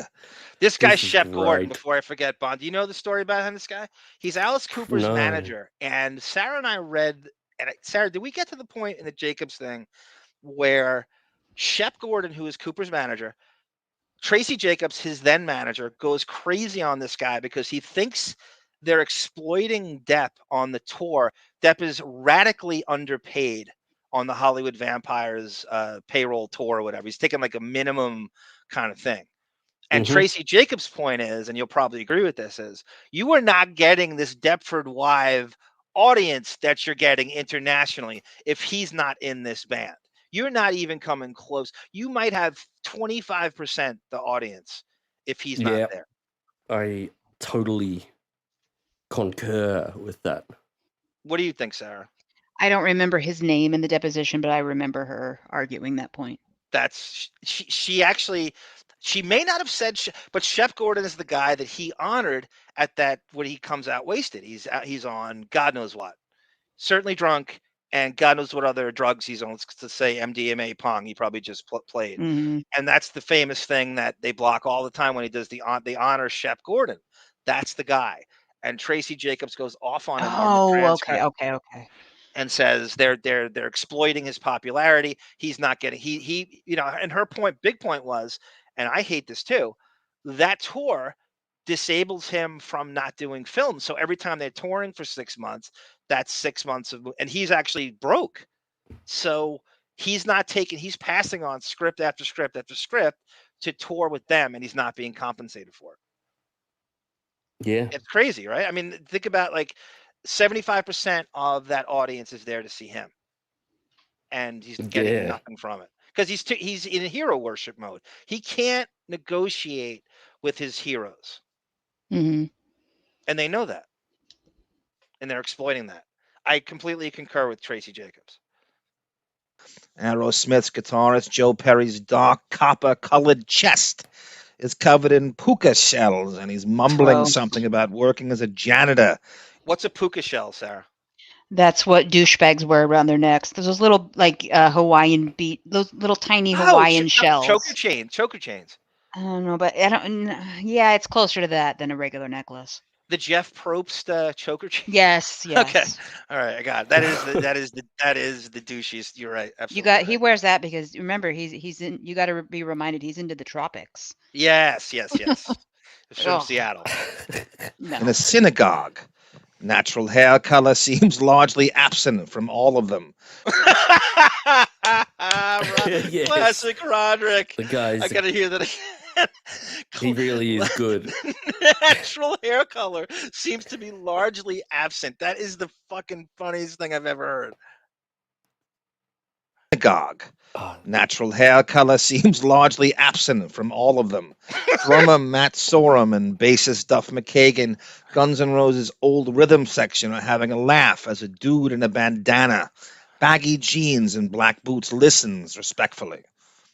That would be Johnny Depp, the group's surprisingly adept second guitarist. Things have been going well today, but now producer Bob Ezrin walks over and shakes his head. The vampires said... Do you guys know who Bob Ezrin is? I don't know that name. Oh, yes. He produced the Pink Floyd's The Wall. Holy shit. He's a legend. How old do you think he is now? 200. 70s, probably. Damn, so he's like a legendary producer. Wow, Pink Floyd. Yeah, I forgot to bring up. Did we bring up Gilmore last? He Talked is. about him, yeah. He would you put him in the top 3 guitarists, Bond, with back in Jimi top Hendrix? 10 for sure. Top 10. Gilmore's might be my favorite. So I love him. I'm not so upset with Guitar Heroes, but I remember hearing a Pink Floyd riff on I was driving around with my brother-in-law, who, your brother-in-law, your brother always has that classic rock station on, and they play the same 30 songs over and over again. And then near Long Island, it was something called WBAB, which I think Opie worked at, Sarah.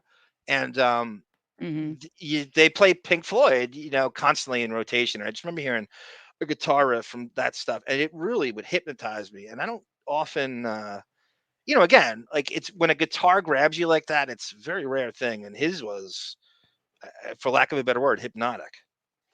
Oh, he's amazing. Yeah, absolutely amazing. He's one of my favorites. I know very little. I couldn't tell you shit about technique or slide bars or whatever, how to tune a guitar, but yeah, I love David Gilmour. I liked it so much I started to listen to solo stuff from him on YouTube with no singing. Yeah. And then I would sing along to it. You got to hear that. I'd by the love way, to hear that. Then, Bon, did you hear the that. 90210 theme played on guitar? We said that was you. I saw that. That was wicked. That was really good. It's an amazing riff that they wrote. Can we make lyrics, that became... Sarah? Oh, that would kill me. Please do. Send them, John, and I'll put it with Bon, if you want to help it, write them, or David or somebody, like we could write lyrics to the if night you're and just sing it like do that. I remember I can get like a really shitty karaoke version of that intro, and then we could make something really weirdly tacky but awesome. Like corny but like kind of funny. Go, David Silver's a wigger. Oh, fucking yes. We're gonna need to repeat that intro like 10 times to make like 4 minutes or something, because you're gonna want to do each character. I mean, we could do each character has their own 40-second intro that you can just play. Sarah can play at the start of each show, so it could become like this. How many characters were in 90210? Like 10 or 15 main characters? Yeah. That's 15 songs. That's 15 episodes, Sarah. Oh my God, this is the possibilities. Do you think it's only 15? 30 episodes a season of 90210. Oh yeah, that's right. They're 30, right? Each. We could do intros for reoccurring characters like Nate at the Peach Pit. He'll have his own intro. Nat, Joey Tater. Yeah, Joey Tater. Yes, that Yes. guy. Bon, did you notice in the theme song, like it amps up, like it arpeggiates when you got it so right. And I remember when I was a kid watching it, it gets tough. You're right. You got it perfect. And you see Brandon and Luke, and they do that fake punch, Yes. Yeah. I think the tough when guys enter. Yeah. the guitar hits that. Thank you. And you go, whoa, there are tough guys in this neighborhood. The guitar hits a crescendo, I think, when Luke Perry's he hits the apex of the wave, and this is a rebel guy who surfs, and he's got the wetsuit on. And I think they time it where the guitar hits the crescendo. It's so fun. It's a combination of that shot, and that's a body double, by the way. That shot and him pulling up in his Porsche looking at Emily Valentine in season 2. Yes. And Emily Valentine Bond is on an episode of 21 Jump Street in season 4. Christina Lee. Wow. She's Depp's age too, I should say. She's 5 years older than Priestley when they were a couple. To what you were saying earlier, John, 90210 was huge here in Australia. Yeah, as big as it was there. Like we had backpacks with their photos, every cups. We had all the merchandise. I can't believe. I mean, I was in it. I was like, I can't wait for the next episode. And when Luke Perry, the car blew up in whatever season. Remember his dad's. I went, oh my God! Everybody was at school the next day going, what the fuck? The death of Jack McKay is some of the greatest, most mockable acting from Luke Perry on that show. He was the father on the Hogan Family, right? Yeah. And he was also he was Roman Brady on Days of Our Lives. Oh God, you're obsessed with soap operas too. Tonecock goes, Joe Perry and Steven Tyler are called the Toxic Twins. I did not know that because of their alcoholism and drug use. I did not know that, Tonecock. That's known. That's common knowledge, Arm. What are you talking about? Brendan's announcing a Boy Meets World podcast. John would I'm sure John will do that. I should come on as Tiffany. That's so funny. Karaoke. She's what the kids call a basic bitch. How did you time that with David's? I've been waiting. I saw it in the chat like 15 minutes ago, and I'm just. She's what the kids call a basic bitch. David wants to say to you, you have better timing than Martha Ray. Martha Ray's vintage time. Mr. Feeney wasn't even the cool teacher in Boy Meets. Yeah, remember the mullet guy, Tone Cod? There was a mullet teacher on Boy Meets World. That's right. He rode a motorcycle and he was the cool teacher. That's right. That's right. Zepp, welcome, sir. Is the Patreon show during the day or the evening? What do you say to that, Sarah? It will be posted Who, in the me? morning. You going to do what we do with Sorry. Jump Street, where we post on the day that it was aired originally, like a Thursday night or something? Yeah, I'm gonna probably. Well, I'm probably. They aired originally Thursdays the first 2 seasons, and then they moved them to Wednesdays. I'm probably just gonna have post them on Wednesdays. The problem with doing a watch along to a network show is it has to be recorded. I haven't figured out how to do it live yet to include the chat, unfortunately, where we don't get hit and the stream taken down. Yeah, that's so many I mean, you're dealing with the music too at the same time. Was such a big part of Exactly, the music's gonna kill it. If we did that live, it wouldn't last a minute. It would be ripped down. But this thing is really growing, Sarah. This thing it's really taking. It really is. It really is going crazy. It better not be bigger than the Jump Street watch along. You know Well, how go bitter I'm over gonna to the be? Patreon, everyone, and That's sign what up for happened in real $2. life. That's what happened in real life. 90210 was bigger than Jump Street, and I couldn't handle it. Our dark web connection is getting the episodes for us right now. It takes a lot of time to do that. It should be ready, and I'm not off. Do what you got to do. I'm thinking the beginning of February is when I'm going to be able to start that. Possibly soon. I know he comes. Well, I got to prepare some stuff before. He works amazingly quick. Mm-hmm. He works amazingly. Only Bond works that quick. Depp is the Lee Mazzilli of acting. You know Lee Mazzilli? Scott Baio is more like Lee Mazzilli's Josh Foster. Josh Foster loves the baseball references. You missed Danny Tartable before, Josh. I brought him up. And with the timing, Martha looked at me and she said, "You should have smoked." That's Martha Ray. How do you keep the music playing? About 45 minutes, but they're supposed to play for an hour. Cooper suggests they pad out the set with brown sugar. Depp launches into an impeccable Keith Richards imitation, and the song reaches a joyous crescendo as Depp and Perry trade licks. Ezrin applauds and tells the band to take a short break. Sorum talks to a hanger-on about how he used to keep it together during shows by sweating the booze out on stage. When I was in Guns N' Roses with Slash and Duff and everyone, I gauged my alcoholism on their drinking. Sorum says, they drank all day. I always started at happy hour. I would kind of ease into the gig. So I'm like, I'm not an alcoholic.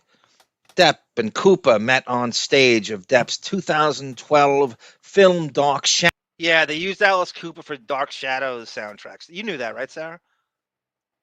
Yes, I did know that. I remember He's that. in the movie, too, right? Doesn't he have a cameo in the movie? Yeah, unfortunately.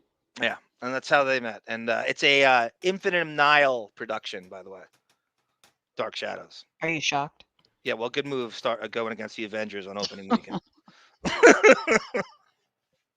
They got stomped like Loki, right? And the Shatari on a rooftop. Shadows.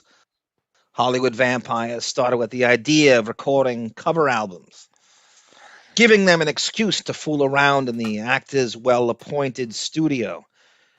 He has the best guitar. You hear that well-appointed studio comment? Fool around. That's the Amber Heard quote, Sarah, right? I don't want to watch boring old men play guitar till 6. I don't know the exact quote, but she certainly made comments. Which we thought might not have been true, but as it turns out, that's exactly what she said, and it was quoted during the trial.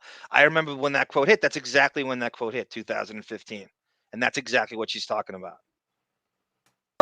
Collection I've ever seen, says Perry. The band took its name from a 1970s LA drinking collective that included Cooper, Keith Moon, Harry Nielsen, and guests like John Lennon and Ringo Starr. Eventually, the new Hollywood vampires cut an album with a number of tracks paying tribute to rock greats who drank or drugged themselves to death. Moon, John Bonham, Jim Morrison, some of whom were friends of Cooper. Cooper himself quit drinking in the 1980s after his doctor told him he could either stop or join his friends in the hereafter. Recalling all those ghosts might have been a melancholy experience for Cooper. Bond, but I keep forgetting, you got a lot of compliments on your candor about alcoholism. Oh, that's nice, I guess. All the time I get them. At least like once a week, somebody chimes in an old show and goes, "God, that was chilling." Bon Jovial's honesty about his alcohol. No, really. I mean, you really did. Like once a week, somebody just. I think it helped a bunch of people or something. The candor about it. I hope I hope it did, because it's rampant. I mean, so many people are going through it. You know, it's like, And they related to the every step. I mean, you really like put it out there. It was I can't thank you enough for it. People just every week a new compliment comes about that. Do you relate to what? That's why I brought this up. Is Alice Cooper's doctor said to him there? yeah. I didn't. I was a weird alco because I'd get so drunk that I'd sleep for like a couple of days after, like, wouldn't have any because I felt so sick. You Right. know?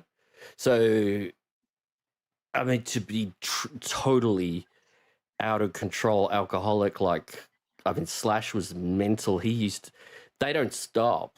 Like, the moment they wake up, they drink. I never did that kind of thing, but doesn't mean I wasn't an alco. Like, did you feel so your when life you- was in threatened? Yeah, I But- got like the Artie Lang vibes. Like, I was worried about my kidneys and my liver, Right. and I worry about that. And yeah, that would have got heaps worse for sure. It's just Any disgusting. twinge meant your liver was shutting down. Yeah, Sarah, was it your theory that Depp had a liver transplant? I never said that. really? Well, it's just like he wants to drink so bad he can't deal with that, so he had the money to get like a liver transplant on the DL. No, we talked about before that Depp can probably afford a procedure where they clean your lungs out. That definitely happens. There's no way a dude with that kind of life and that much to risk is smoking 2 packs of cigarettes, chain smoking, and that's going to take him down. There's no way. Well, there's a reason you pay Kipper $100,000 a month. I gotta find out what the procedure is. If anybody knows, can you get your lungs cleaned? Is that I've never something heard of that. smokers can do? I'm telling you, Bon, there's so much shit out there. You know all these actors who chain smoke all the time? Doesn't Nicholson chain smoke for like years and years and years? How are they still going? Do you know anybody in your civilian life that smokes cigarettes after the age of fucking 65 or I think it's got to be 60? genetics, most of it. I don't know. You want to hear something scary that just popped up in my email? Yes. Comedian Chris D'Elia is going to be performing in Portland this week. Thank God I don't have daughters. Yeah, what's the average age of that crowd, right? Yeah, oh God. That's so creepy. How, man, you talk about like uncancelable. That's he must have some creepy fans who's still going along with this bullshit. That'll at least bring out the dregs of society and put them all in one location. So then that's when you pray for the meteorite. Yeah, I think so. I think it's coming. I think it's inevitable. All I'm right, going to check start this, driving John. east. Check this out. Okay. I looked it up. See, it's called a lung, and I'll probably pronounce it wrong. Lavage, Lavage. French. Whole lung lavage is a very specific procedure that uses saline solution to wash out the lungs. It's sometimes called lung washing. The interventional pulmonary program at Henry Ford Health has a tremendous amount of experience in performing this. We're one of the only few health systems in the US that can perform it. Now, when we wash both lungs at once, you undergo... Okay, so you have to go under a general anesthetic, so you're asleep. You'll receive anesthesia, so you can remain still during the procedure. Throughout the procedure, we carefully monitor your condition. Doctors gently insert a tube through your mouth into your airways to deliver the washing solution while viewing the inside of your lungs through a bronchoscope. Doctors wash one lung at a time. We send 20 to 30 liters of saline solution through each lung. That's a lot of water, saline, salt water. That's a lot. A liter is, Yep. That's And a lot. my whole bottle of saline, my contact lenses, I don't even think it's. I think it's like a mega pint, maybe. Yeah. It's And salt. then I'm just reading. We collect. Okay. Now, is there any question he does that? If that procedure is available and you insist on smoking cigarettes to his age, and there's no doubt the upper A-list tier of Hollywood it does that. And we just, Bon, I swear to you, and Sarah, you'll back me up on this. We just guessed that he's having that done. I didn't even know it existed. I swear Neither to you, did I. I had I no just idea. typed it in, and it wouldn't surprise me. And fuck if it just says that you may need to be on oxygen for a couple of days after it, and that's it. So you could go and get it done during the day and come home, and then nothing. Fuck. For him to maintain that chain smoking persona, and he loves brown cigarettes so much. I just remember. And you got to remember too, the cigarettes he smokes, there's no filter on the cigarettes. That's right. That's so he's gross. smoking Ugh. sticks of dynamite, basically. That's Zepp says disgusting. Keith Richards gets his blood cleaned. I believe that. I don't know how you do that. How do you know anything about myth, that? But yeah, it's a transfusion. So Okay. it's like people My dad who had to go. do that. Sarah's not going to know all about it. Tell them, what's it called, Sarah? The name, it's very common. Elderly people go in and they get it done every few weeks. Yeah, my father has he was, for a while he was bleeding. We didn't know where from. So he had no iron in his blood. So they had to remove his blood basically and pump new iron-filled and rich in nutrients blood into his body. I only know it as a transfusion. Wow. And he's fine with everything, just worked out, and he's fine, and it just. He may have to go in. They have to monitor his iron constantly. He may have to go in. It might become an issue because he's in his mid-70s. It might become an issue where he has to be in the hospital for a couple days, every 6 months to a year just to have it done. And he does the VA hospital they use for that. Oh yeah, absolutely. Are they considered top tier, top doctors? I think it depends on because some states, they have a really horrible reputation. The Portland Veterans Administration, their hospital is top tier. You couldn't ask for better care for my father. Well, you should get him. I'm not always supposed to support Absolutely, the I troops. agree. It should be universal. Aren't Every we state all you go to should be the same level of care. Yeah, we always say we support the troops and our veterans. This guy has a Purple Heart, right? Shouldn't he be getting the No, best? there's no Purple Heart. I got a Purple Heart between my motherfucking legs, honey. I hope it doesn't look like a heart. That's disgusting. Tone Cock goes, I heard stories of Guns N' Roses group photos. They had to hold Slash up because he's so drunk. He's really sober now, right, Slash? He says he is. He has a pacemaker because of it. I've read his autobiography and everything. He was drinking he said he was drinking 2 liters a day of whiskey or whatever, which is, wow. I don't know what your translation is, but 2 bottles no, of that's whiskey a lot. kind of thing. That's a lot. A day. That means you're drinking every few. You've got a drink in your hand almost all day. You're picking it up and sculling it. It's disgusting. That's right. Just because you're drinking doesn't mean we're all drinking the same. He's drinking that. And you remember the Richard Lewis interview with Howard when they called him a champagne drunk, and he wrote a book about alcoholism, and they weren't having it. This is like one of my favorite Howard interview skills, and they weren't buying it. It's like, you dozed off to the premiere of Mickey Blue Eyes because you were tipsy from champagne, and he's writing books about alcoholism. It doesn't, you know what I mean? It's just like, so they started calling him the champagne drunk because it was like a fake alcoholism to get sympathy and write a book. There's that, and then there's what Slash is doing. It's like Coors Light, people who can't handle, 3 Coors Light at a barbecue claiming alcoholism. Right, Sarah? Correct. So Slash seems like a cool guy. I like Slash. I've never seen He seems great. He seems like a great guy. Seems like he's always been a cool guy too, but he was just put in this crazy fucking band. Yes. I just need him to burn that hat finally. I've never seen that. He seems like he's good with fans. He seems like he's that Keanu Reeves thing, right? That's that cool dude that just you can't who just always is. Alcohol will destroy your guts, literally, says Crazy Robin. I have his Funko Pop at work. Does that count for anything? Yes, it does. Okay. Yes, it does. Next to my Nikki Sixx Funko Pop. Tonecott says the Chris Farley sketch in SNL called The Lung Brush. Chris Farley was in it. Holy shit. So that's one of those like parody commercials they do when they go to a commercial? I know a lot about those seasons and I don't remember that. I'm going to have to go watch that. That sounds really, really funny. And I guess it hadn't existed yet that they could clean the lungs out and they're just like pretending, well, this is what it would be like. This lung treatment that I read, I don't know if this is available for what you'd call, in his case, like a vanity issue. I think this is all for people with tumors in your lungs and things that are absolutely bleeding out and stuff like that. Yeah, like rich people can do what they cancerous. want, though. Yes.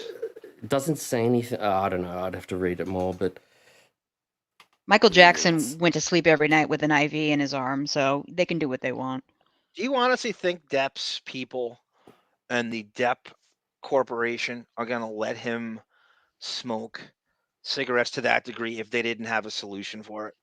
You can't stop it. It's such a stupid way to die, having the privileged life he has. Yeah, it's just a stupid way to go down. He's doing everything wrong.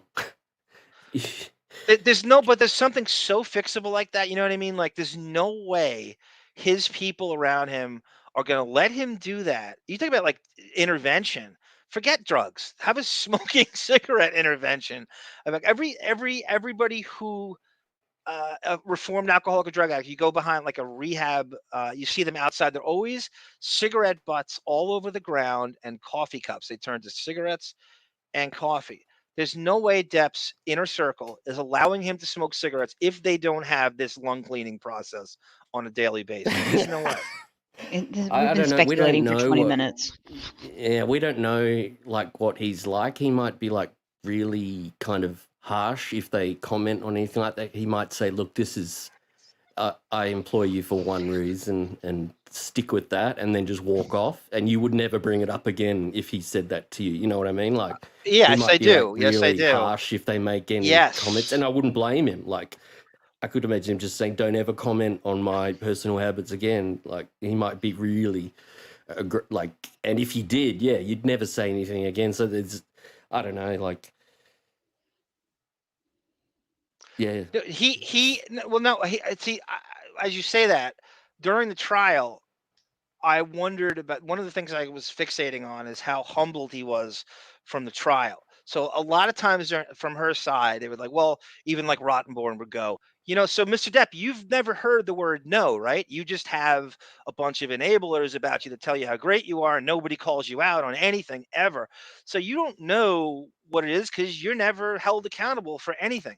So I wonder if he took that to heart because it's true, right? Was he humbled from that trial in that way, that saying, I'm an emperor's new scarves kind of guy and nobody tells me anything negative? Do you think that actually resonated with him during the trial? This is what I wish we could, I wish he'd talk about it. Like, he'll never talk about it. It's what sucks. I'd love to know. Yeah, he might be. He's listening to this. It came up all the time. That very topic of emperor's clothes, emperor's scarves. Like, no one tells you the truth because you've surrounded yourself with this gaggle of yes men. So what you just said is exactly what he needs to be presented, some kind of tough love kind of thing. The one time he had an intervention was 1994 after Gilbert Grape. And it was I believe a heroin intervention his agent had set up. It was at Tracy Jacobs' house, and it was a bunch of his friends and family, and he stormed out saying, how dare you? Didn't work. Didn't take. So that's a great thought by you. Brendan says, there's an urban myth that Keith Richards got transfusions as a way about his body developing a tolerance for heroin. And I think I heard that too, Brendan. And Zepp writes, yeah, Zepp and Ida say a dialysis machine. Is that what a dialysis is? That's a dialysis. Perfect. Okay. That's what it is. Yeah. Thank you. Elderly people get that who have they go in. You just go in for a couple of hours and you just sit there on the machine and it does all the yuck. Crazy Robin goes, I had several transfusions, and the good thing is they load you up good. It's very necessary when we are severely deficient. That's crazy. I'm glad you're with us, quite crazy. I don't know how bad it got. Drinking so he doesn't go through withdrawals, I bet. Yes. And it's a parody commercial. Thank you, Tone God. The Chris Farley thing. Like a toothbrush, but for your lungs, and I guess she's saying you do it nightly. Thank you, Tone God. I'm going to go track that down. But he shrugs off that suggestion. These are historical characters, he says. When you're talking about John Lennon, that goes beyond the guy you drank with and into Abraham Lincoln. You're over the sadness of it. And now you're going, all right, if John were here, what would he do? So that's the article that put Stephen Rodrick on the map. It's much, much shorter than the Rolling Stone piece we read. So with that, let's hear from Mr. Rodrick himself, because I went and tracked down. He did one interview with a fellow writer, and it's an audio interview, and he talks about his time with Depp. So let's go through that, shall we? This is what the man really sounds like. And he's not running from anything. He actually kind of owns up to everything, and he's like, come and get me. I stand by everything I observed. Come and get me. This is what I saw. This is what I'm writing. I'm not writing a puff piece, and I don't blame him. Yeah, Depp's used to having, I don't want to say everyone's a fanboy, a fangirl, but there are people who are fans of his, and they're so charmed. It's going to be, and it's interesting hearing how he was chosen as a writer. Guys, 200 phone 200 phone calls and emails back and forth to make this happen. 200.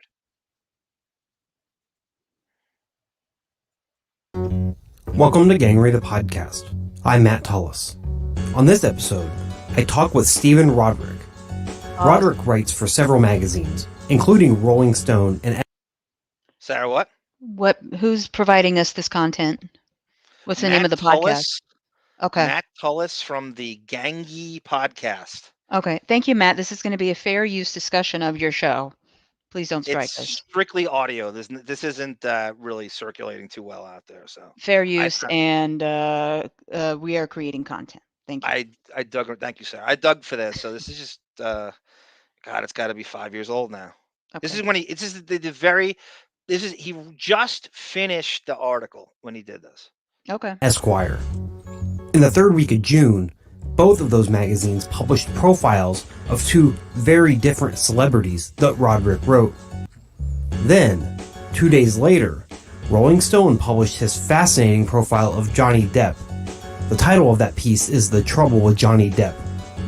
That piece got all of the attention because Rodrick spent a sometimes sad, sometimes fun, sometimes weird 72 hours with the man who has played everyone from Willy Wonka to Jack Sparrow. By the way, guys, tell me when to stop if he stumbles onto something you want to hear. But this is Stephen Rodrick talking to his friend writer here, talking about his time with Depp and how this all came together. It's really interesting. It's a little flat. I mean, he's not dynamic, but he's articulate and stuff. It's not like he's not doing Sam Kinison over here. Vaughn has stepped away for a second. So. Okay. David writes, by the way, yeah, this when David's hired by Infinitum Nihil, they're going to change it to Infinitum Nicotine. It also chronicled the troubles that Depp has been facing, troubles that are primarily financial, despite the amount of money he has made in his illustrious career. I did enough so that I would be conversant in what we were talking about, but without kind of giving it away, I learned stuff when I was with him that made me look in different places for other stuff, and I kind of, it was like peeling an onion after that. Welcome back to Gangry the Podcast, Stephen. Hey, thanks for having me. You had a pretty busy week last week. What with the Johnny Depp profile dropping in Rolling Stone and the Taylor Sheridan profile running in Esquire, all right around the same time. I should say this too, Sarah. I know you're into Lindsay Lohan. Apparently, he does a very similar piece on her. Okay. After this, I recommend reading. I haven't read it yet, so I will definitely read it. I feel like listening to him that there's a chance we could get him on if we tried really hard. I never really made an earnest attempt. He follows me on Twitter and I follow him. I never really tried. I just know I'm trying to learn the guy and what he likes. I don't know if he would agree to do this. I don't know, but Okay. he certainly owns up to this. He's not hiding. He's not running. He welcomes the Deptford wives. Apparently, he's writing everybody. So this is so I feel like there's a way, but this is, to my knowledge, this is the only time he's ever verbally talked about this. This weird podcast. Yeah, that's I kind of feel like that's the life of a magazine writer, where it looks like you're doing nothing for 5 months, and then for about 4 days, it looks like you're incredibly industrious. Then there's three or four more months of silence. Right. Well, I want to start things off on the show talking about the Johnny Depp piece, and we'll talk about the Taylor Sheridan piece here later in the show for sure. But I was hoping we could start things off by you reading that introductory section, or basically what amounts to the lead on the Johnny Depp piece. Sure. I'll just start. Okay, let's see here. Okay, Johnny Depp isn't here yet. Still, his presence is all around the 10,500 square foot rented mansion at 16 Bishopwood Road in London's Highgate neighborhood. He's here in the busy hands of Russell, his personal chef, working up the Peking duck. He's here in the stogie-sized joint left by the sink in the guest bathroom. He's here in the never-ending reservoir of wine that is poured into goblets. And he's here in a half-done painting upstairs. Sarah, the article hasn't been out yet. So it's like he's holding it. He's giving this guy a sneak preview. It exploded, as you know. It exploded. It was huge. All the major news outlets picked up on it, and they wrote articles that dovetail from it. You know how they do that thing where one article does the ballsy research, and then everybody else drafts onto it? Yep. And this is what did this. This is so big. I mean, this was a massive story. It created so many different sub-stories from this piece. It features a burning black house, a child Johnny, and an angry woman who resembles his mother, Betty Sue.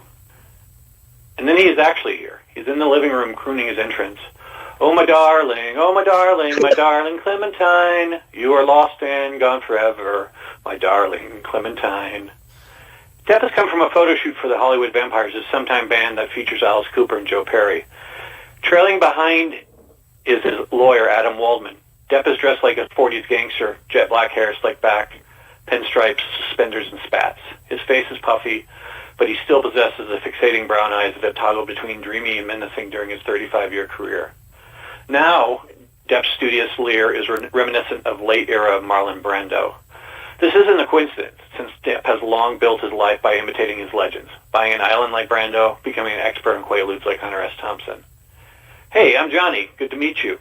He reaches out a right hand whose fingers recently had their tats changed from slim, a reference to his ex-wife Amber Heard, to scum. So are you here to hear the truth? Asks Depp as Russell brings him a glass of vintage red wine. It's full of betrayal. We move to the dining room for a 3-course meal of pad thai, duck, and gingerbread with berry. Depp sits at the head of the table and motions towards some rolling papers and 2 equal piles of tobacco and hash and asks if I mind. I don't. He pauses for a second. And I pause for a second. Welcome, Jeremy Rosenstein. Welcome, sir. Thank you for making it live. Yo to yourself, Mr. Rosenstein. Well, let's drink some wine first. This goes on for 72 hours. That's a really, I think, a wonderful way to start this story off, and especially that mention of the 72 hours, and perhaps we can talk a little bit about what that 72 hours was like for you as a reporter. Sure. But I'm curious, before we get there, how did this piece come about? I know you've written a lot of celebrity. Yeah, this is really interesting, Sarah. This is for people who like, how do these interviews come to pass? So he works for Rolling Stones at Thompson. He brings Thompson up. All the things we theorized is true. The Winner and Thompson and the whole thing. And you got to hear the amount of effort it takes to get this going. And it's Adam Waldman who finds him initially. Profiles. When you were on the show all the way back in 2013, I think it was because of the Lindsay Lohan piece. Right. How did this one come about? Was it one that you had pitched, or the Johnny Depp's people called in and say, "Hey, we need somebody," and then Rolling Stone reached out to you? Can you talk about how you ended up doing this? Well, it kind of came about like a piece I wrote for Esquire a year or two ago about this Seattle executive Dan Price, who his kind of main claim to fame was raising everybody's salary to $100,000. Sarah, you're up there in the Pacific Northwest. Do you know that story? No. Some guy, Dan Price, wanted to raise all his employees' salary to $100,000. I guess they set a precedence of giving people a living wage, I suppose.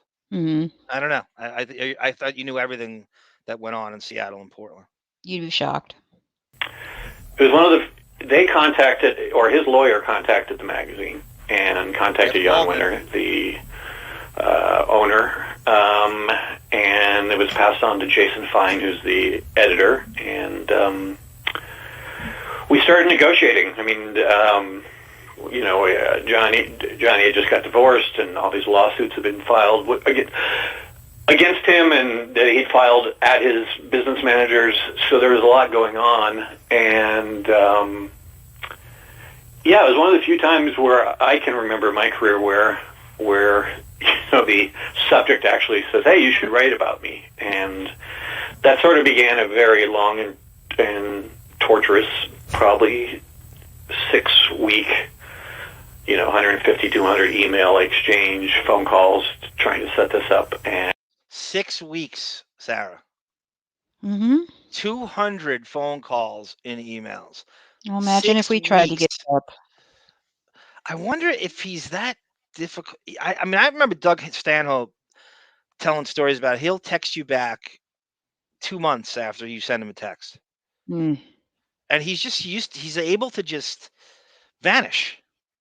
All these 7 residences and stuff, and this is what it takes. And I remember during the Jacobs transcript how difficult he is to get a hold of. Not difficult in a diva way. He just likes to be aloof. He likes to just vanish, drop it, go on the lam, as it were, drop it off the face of the earth. And then I went out to see him. Yeah, that's kind of interesting, I think, and maybe a little ego boost to have somebody like Johnny Depp, or at least Johnny Depp's people, say, "Hey, we want Stephen Rodrick." Well, I don't know if they specifically. I should clarify this if I made that unclear. I'm not sure they specifically asked for me. I had actually done a short piece on the Hollywood vampire, so I think they knew my name. Right.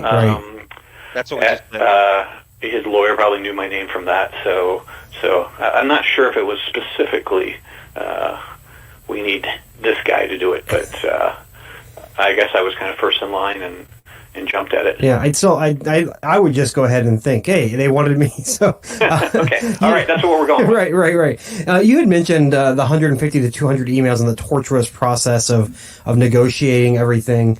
And, that's one thing that I find interesting, that happens not to that extent, obviously, when you're just doing regular feature stories for people.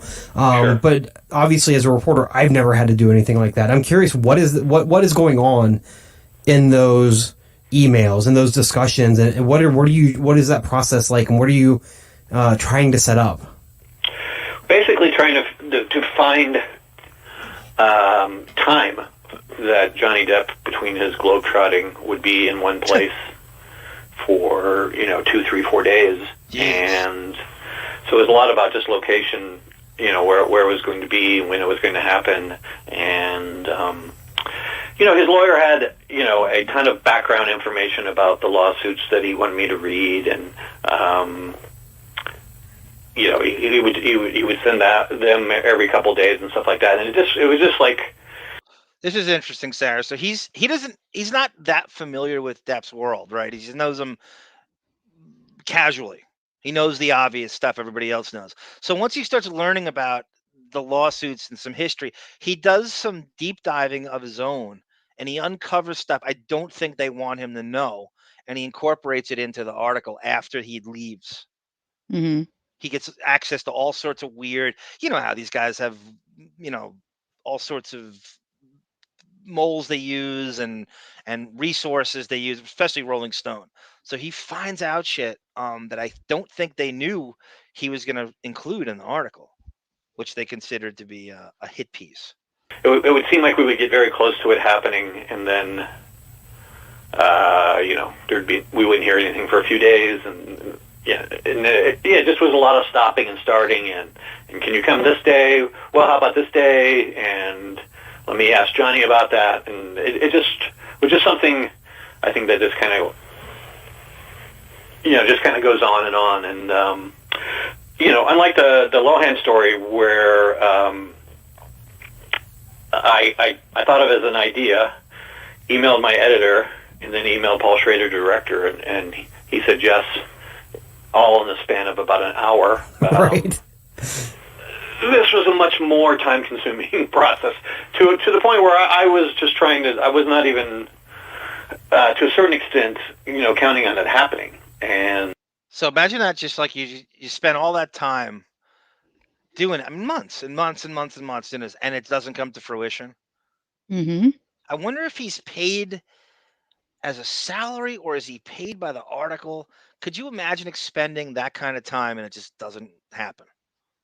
There's no way he's not paid in advance or per hour or however I don't know how they pay him You'd in terms hope. of freelance wise. Hey, there's G Canada, Sarah. Can't stay, but I have to say thank you so much for the most exciting thing to ever happen to me, being investigated by the German government. And it's all thanks to Sarah, Arm, and the Deppening. I don't get involved in G Canada squabbles with either Depp wives or other posters here. So sorry, G Canada. Good luck. He's such a delicious imp, right? But Mm-hmm. he's our imp. What a madman. But they just, I wish they could appreciate his shtick like we do. Because we get it. As Tom Chiusano said, right? We get it. We're laughing with G Canada. He said, but he's our madman. Glad you're on my team. But is he on our team? Right? Hashtag Amber's IQ is higher than Arms. I would like to see Germany get their hands on that quote, that hashtag. And, I think there got to be a point where Depp's lawyer was curious, that I hadn't read every deposition and every court filing, and I think I basically told him on the phone, well, until I find out this is actually going to happen, I just don't want to invest, dozens of hours going through this stuff unless the story's going to happen. I think Depp has such a guilty complex, G Canada. He in his mind may believe that, what you're saying. I think something in the deep recesses of Depp's mind, he thinks that once in a while. And then, once the story, he got on, once we got Day set up, then I went back and read everything. Yeah, that's what I was going to ask, because there is so much background reporting in this piece. It's structurally set up around those 72 hours that you were in London with Depp, but there is a ton of reporting with regards to court transcripts and all that type of stuff, and other interviews with other people and that type of thing. Did you do that before or after you got to London? A little bit of both. I mean, I did enough so that I would be conversant in what we were talking about, but without kind of giving it away, I learned stuff when I was with him that made me look in different places for other stuff, and it kind of, it was like peeling an onion after that. But I'd done a fair amount and read, some of the major kind of court stuff before I went there, and then once I get back, I love him taking liberties after he learns one thing. He's kind of going, wait, because it's. I think it's better when you get a non-fan doing this, because you're going to get this unbiased, hard-hitting piece. And he's kind of going, whoa, isn't that connected to, again, Hunter S. Thompson had that relationship with Rolling Stone, and it's kind of why they chose Rolling Stone. And when we do that GQ piece that follows this up, it's all verified that Depp felt sandbagged by this guy. Mm-hmm. And he says so in a thing. Rolling Stone used to stand for something. Jan Wenner used to be a friend of mine. And he was burned. He was hurt by this, big time. I had a better sense of where he was coming from. I knew other places to look for stuff. Did his lawyer want you to be reading that court stuff, or were they hoping you wouldn't? Good question. No, I think they wanted me to read it. I mean, I think I think, as happens in any of this stuff, there was certain court documents they kept emphasizing that I should read, right, and other ones that they were saying was BS, and right. It's not shocking that the ones they wanted me to read made him look good, and the ones that he said that were nonsense and not true were the ones that made him look bad. So, everybody, it's just like anything. Everyone was playing an angle to the to what they thought would benefit themselves. Right. Before you got to London, did you have any idea at all what the time with Depp would be like? Specifically, like I'm thinking as like reporter subject relationship, or you know what I mean? Did you have a guess of what it might be like, and did that? Well, I mean, we had it scheduled that I would spend parts of 3 days with him. I did not know until I got there the first night that he was such a nocturnal creature. So you got to hear these hours. You talk about Hollywood vampires. Apropos, I thought I was a night person. I mean, these are the hours the Howard call that he made, Sarah, when I went to sleep. What he's about to describe. You're not talking 3 a.m. You're talking 6 a.m. You're talking 7, 8 o'clock in the morning when you go. Those are the Thompson hours too, by the way. When we do the Hunter S. Thompson thing, there's a great, again, it's always Rolling Stone piece on Depp and Thompson hanging out together, and coincidentally, those are exactly what Hunter S. Thompson's hours were, his writing hours. So that most of the interaction would take place at nighttime. So I had some rough idea, but I did not, not in my kind of wildest dreams that I think, each session would last, from dusk to dawn, basically. There's a line one of the times when you say you need to go back to your hotel room to change clothes. Yeah. And basically it ends up coming down to that you need to change underwear. Yeah. And then you get that awesome, that great line from Johnny Depp. I found that entirely fascinating for some reason. I don't know why. Yeah, I mean, it's one of those funny things where I did need to go home, and he was, this was like, I think after the second day, he was going to sleep at, I don't know, 6 or 7 o'clock in the morning, and I guess I could have just slept there, but I wanted to go home, get some new clothes, and all. If you were the writer, Sarah, would you have accepted the offer to sleep there or left? Of course, I would have spent a week there. I would have stayed because, and I'm not trying to get Lisa. We know. Because, and not just for more dirt, which is true. You would have crawled in his bed in the middle of the night. In all seriousness, I would be afraid I wouldn't be invited back. Yeah, your problem is too, you would get the job of your dreams, being his assistant, or however you want to label that. You would lose it within an hour because you would go into the cigarette thing.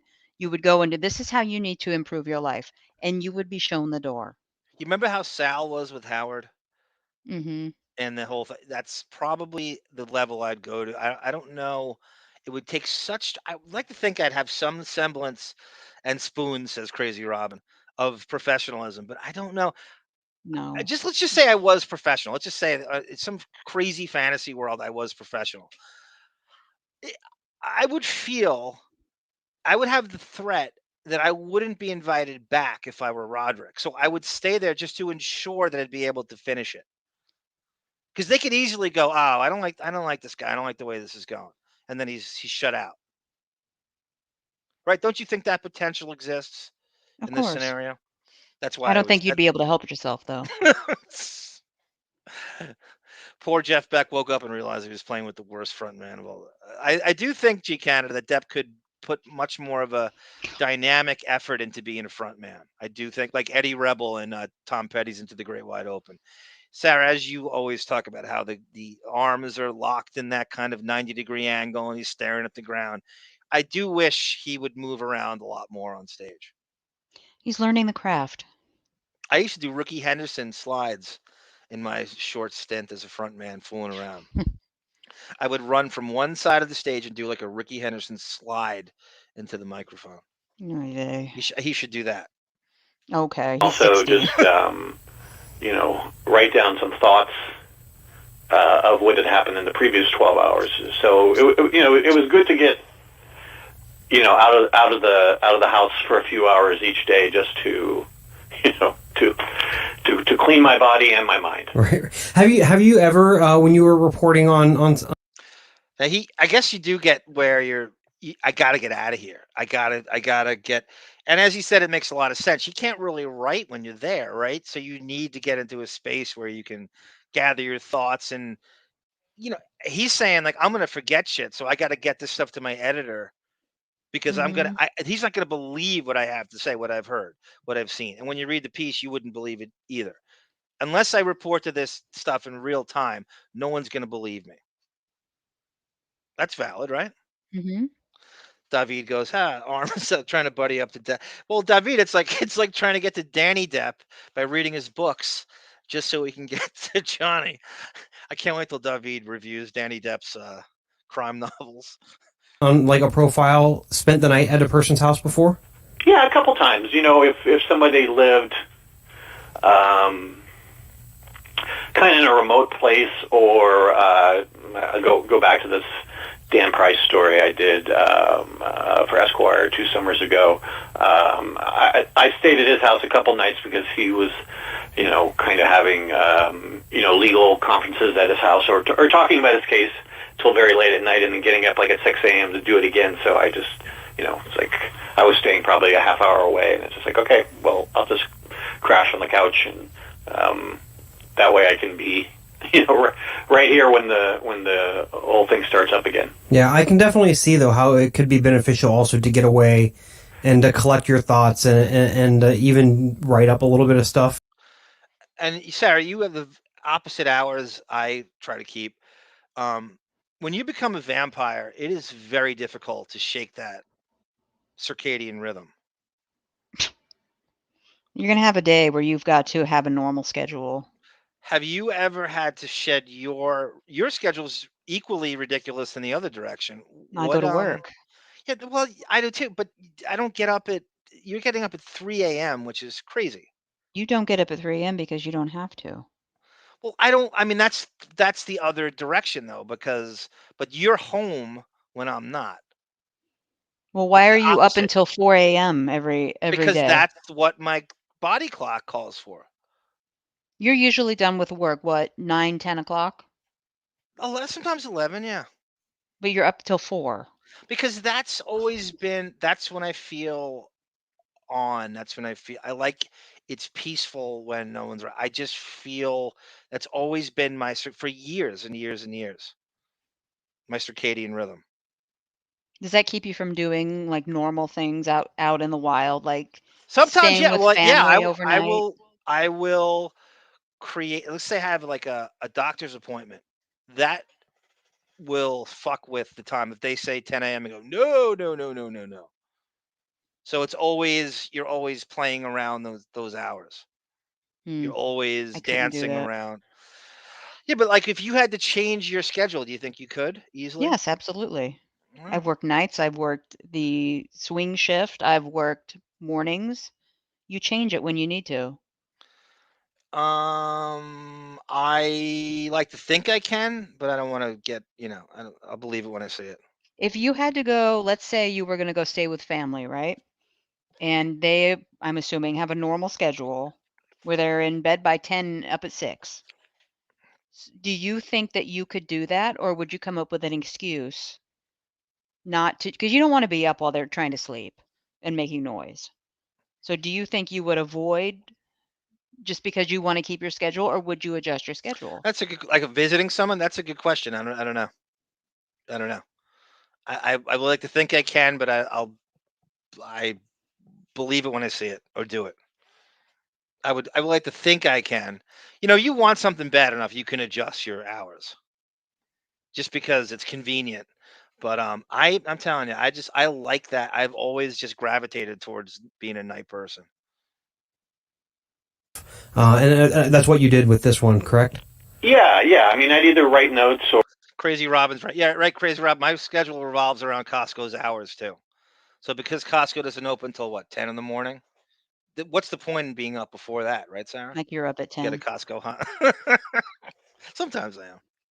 Or some of it might even just be like, I'd have to look back on the specific story, just emailing my editor, this is, this is what happened, or, just a very kind of like rushed couple hundred words. And And the other thing that made me, I don't know if you want to say relaxed or not, but I had a tape recorder running almost the whole time, so which is a bit of a nightmare. Do you know how jealous I am of Stephen Rodrick? He has the outtakes to this. Do you know how much audio he has that we don't get to hear? Of course. You think the Amber Heard tapes are good? I bet you this is 5 times better. He's got all of this on 3 days in a row on audio. 3 Would days. you pay for secret audio of Depp ripping one when he thought nobody was listening? Farting? I don't care about farting. You would. You totally would. I've heard him fart. No, he has a when you both were in the bed. That whoopee cushion story. I don't care about fart. I want the dirt. I want the other side. You know what I'm looking for. I'm dog whistling that interview. I'm not looking for the obvious. The guy's got 3 days, Sarah, of audio we're not going to get to hear. 3 days. And you're obsessed with the Amber Heard. You know how much better this would be than the Amber Heard stuff? Him unexpurgated, unfiltered, angry, all these lawsuits coming at him, drunk, 4 or 5 in the morning, watching. Well, let's get through this so we can get to the interview. Dean Martin roast. Oh, we'll do that next time. By the end of it, in terms of then having to go through it, but I just like it. I like more to have that it works for me in terms of just being able to have a conversation with somebody and not be always jotting down notes to make them think, oh, why did he jot that down and not this thing down? So,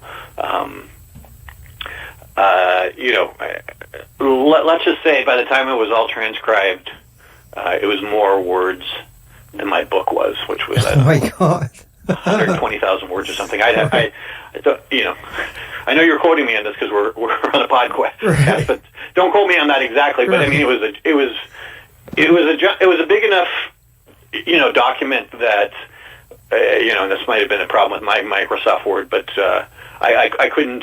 Once I combined them all, the search capacity on the document was disabled. Oh god. By the way, that reminds me, Sarah, thank you for teaching me the Control F button. No problem. It's the G spot of research and keyboard. You found it? I'm shocked. Yeah, it's just like real life. It took me like hours and hours to find it. When it comes to Mark's friggin' and a lot of the searches I have to do, it is invaluable to put in like Amanda Pete. And they go right. I told you I used to read it from top to bottom, in full. Imagine how much time you you thought wasted that was doing crazy. that. Oh God, I don't even want to think about it. I don't even want to think about it. I'll make you think about it. I'm a reader, and then a music listener. G Canada. That's another. When you go on vacation, sometimes your schedule changes. I've done that. I've gone on like a weird thing and like because you just felt weird. You got up earlier. That's he goes, when I go on vacation, using inclusives in Caribbean. The food is amazing, and I'm putting back 30 plus drinks a day. Wow, he's out drinking Depp there. Out by 12 to 1, up at 7. Wow. Yeah, that can do it. That can change your circadian rhythm.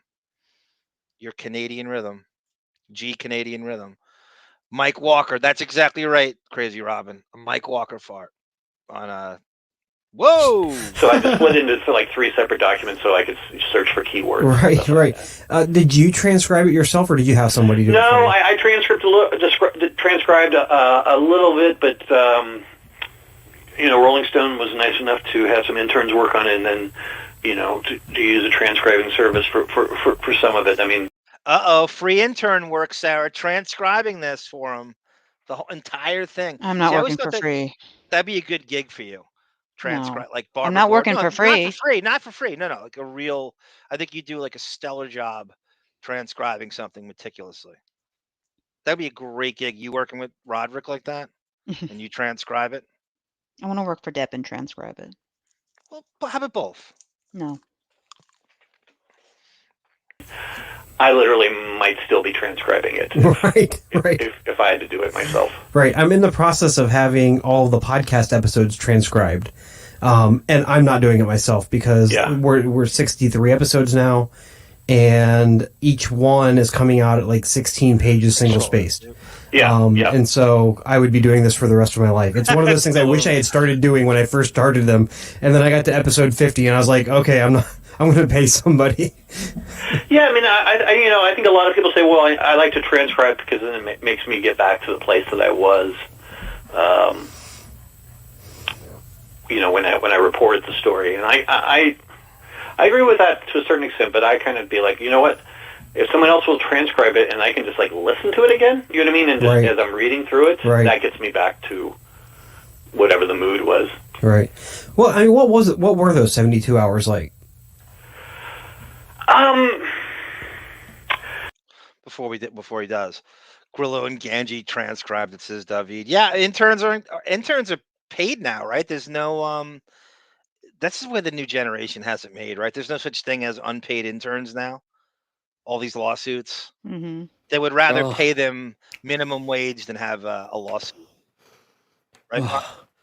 Yeah, that's right. I guess they have to. I'm loving this. I've been out with the dog, of course, but I was listening. Oh, good. I can't believe I'm saying this, but I think I am as fascinated with it as you are, John. It's a big call. His time there. Yeah, I know. I don't think we're getting it.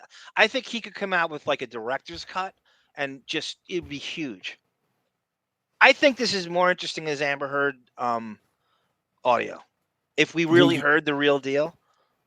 You could make a movie about this. Him going there, like a, interview with the vampire scenario where it comes in, perfect. Yeah, that's perfect. Because it is. I wish there was more, like you were saying about the audio, to be unbelievable to hear all the audio, and I can't believe Depp let him record endlessly. It's amazing. I love the banter from you and Sarah during this. I was listening to the sleep discussions and Sarah quizzing you about. I was loving it. This guy has been privy to something that no one will ever. Yep, that's right. That's exactly right. There's things that were said that he will probably know to never repeat to anyone. I want a deathbed sort of confessions from him about it all once Depp's long gone. And I take it he doesn't have an NDA because he was able to go off on his own, what Depp would call a hit piece, and add stuff to it that they weren't expecting. So I can't imagine he has an NDA that he has 3 days of audio. It's amazing. Crazy what's in there. And parts you were commenting on where he was talking about arranging this whole thing, and it sounds like he was not really in contact with Depp. He was talking to the assistant, because you said he was talking to his sister. Yeah, he was talking to Adam Waldman. He was talking to Nathan Holmes. He was talking to Stephen Doyle. Yeah, I mean, who knows? That's a story in itself. Taking 6 weeks to fucking book this, right? I mean, that in itself is a whole saga. And you're right, like the sleeping. Sorry, no, go ahead. No, just the sleeping issues with Depp. I mean, that's an alcoholic's hours. Yes. Like Depp's checking his text messages and emails probably at midnight. That's like his 9 a.m. in his lifestyle. That's how it started with me. It was a drinking. The drinking hours, I couldn't really shake them. I mean, then I got healthier, but then I just became obsessed with being. It was it was intoxicating being up. No, not alcoholic type, but just I liked. I wasn't being like a contrarian or nonconformist. My body and mind feels better at those. I can't explain it at that vampire time. Not too different than him. No, it's different because the world slows down. Yes. There's none of this constant notifications and emails and text messages, everything. No one's going to call, it's you feel free. Like beautifully put, the world slows down. That's exactly right. You really do. Sarah gets up early to do that. So there's another way to do it. Like you get up so early that you love them. People like the morning because it's so peaceful. I'm the other way. I like the late night because it's so peaceful. That's exactly right. It's beautifully put. Yeah, I agree. The world slows down. I can not phrase that any better than you did. Laura Marie writes, I love going to bed early whenever I can. I used to have trouble sleeping, and I'd go to the gym in the middle of the night. That's like 10 years ago. Now I go to bed early and I wake up early. Lauren, I've gone running at 3 o'clock in the morning just because I had the energy and I didn't want to do it tomorrow. And you do some strange. I will cook at that time and save it for the next day. I've actually gone running at 3 o'clock in the morning just because it was so peaceful, and I was up and I'm ready, and I didn't trust I was going to be able to do it the next day. I can't believe she said that. The gym. So Sarah goes to bed at like 8 p.m., I guess, Sarah, to get up at 3 a.m. 3:30. Oh my Yep. gosh, you're like Howard Stern. You're No, I actually go to a job and have to work. You don't broadcast from the basement, Sarah? No. You should. I found like you could be someone who could be trusted to work from home if that were That's not how offered it to you. works. Sarah could be trusted with everything. The Yeah. keys to the missiles codes, all that kind of thing. You should be in politics, Sarah. You're so honest and Worthy to lift follow Thor's the hammer. rules. Yep. I think bad bet things. I Sarah- just don't do them. Sarah's like 5 minutes late to work, which I'm No. sure has never happened. No way, She no would way. feel terrible, and Yes. she would stay late and then get there so much earlier the next day to make up for it. I'm the first one in the building. I am 35 minutes early to work every day. See, let's talk about that for a second, because during the trial, Sarah had to, the first few weeks she had to monitor John, which I loved. No, the first 6 weeks. You had to work Wednesdays, I think it was. Sarah worked Wednesdays or Thursdays. No, Wednesdays I she didn't kept work. checking. She had to keep Yeah. checking. That must have been an issue for you work-wise, because you can't Yeah.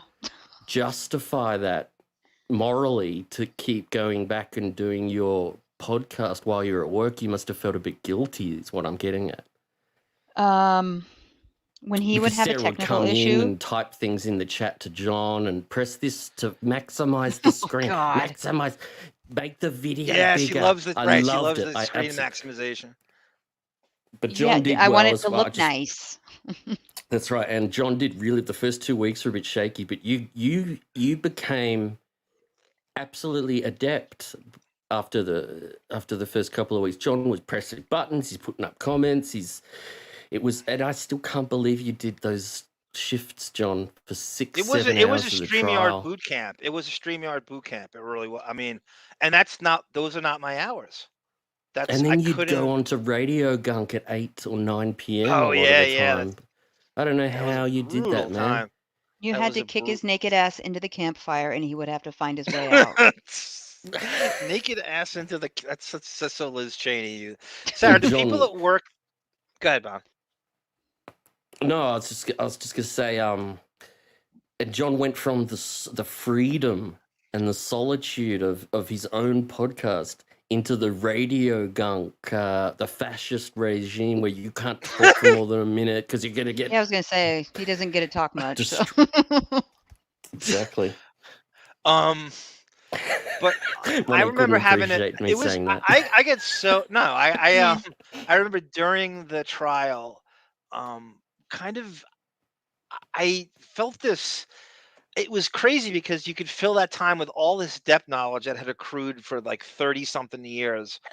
And I knew that nobody else, all the posers that had jumped on the bandwagon stream, we're never going to get the insight you're going to get on our thing. Because I could just put something to everything I heard. And we had gone over the UK transcripts too. So I was, despite that being the opposite hours to me, I was so ready to just launch into anything we heard. It was tough not speaking over them too. Because there's time you got to fill. Yeah. There's time you got to fill. Oh, there's the breaks, time where all of yeah, that. And when they go breaks. to the bench, oh my God, the bench. And then they talk for like 10 minutes to the judge. Oh my God. Yes, and you had to time it. Eventually, you got the rhythms down with Karate and who was gonna object, and they'd walk over, and it was weird. It really was like not just. It was also a trial book to the legalese knowledge you got from that trial as it went on. I learned so much every day. Oh my God, the hysterics, yes, the personality disorder. That was one of the greatest moments of the trial when they started talking about the hysteria. What was it, John? the condition, and they got the shrink to talk about Amber having it, and Yes. you've been saying it for years on the Yep. Radio Gunk podcast. That was like your mind Histrionic was blown. personality disorder. There it is, the history. Yeah. You went, I oh my put god! together. I remember Oh you God. going, and I was in the chat, and I said, John, they're talking about the histrionics. You've been saying that for years, and you were like, I can't believe it. I can't. It was just, it was magic. It's so true. It's so pompous or arrogant to me to say. It was like, Sarah, we thought she listened to us Yes. talking about histrionic personality disorder. Because We were every like, time we brought it up. when that came up, we were like innocent children born into a new world. John was just, I can't believe it. It was like, I see know, color now, you know? It was like, I can't believe this is happening. It was fundamental moment for this podcast. And John, What I'm proud as a of with human, his daily live streams that he was doing, somebody random and obscure would take the stand and he would give you a 5-minute history on who this person was, how they were connected to Johnny Depp, what they Yeah. would probably was testify amazing. to. Did a great job. it was Thank you. exhausting as well. Like, and he had to keep up with the chat. The chat was hilarious. John was 20 minutes behind the chat. And it was, Yeah.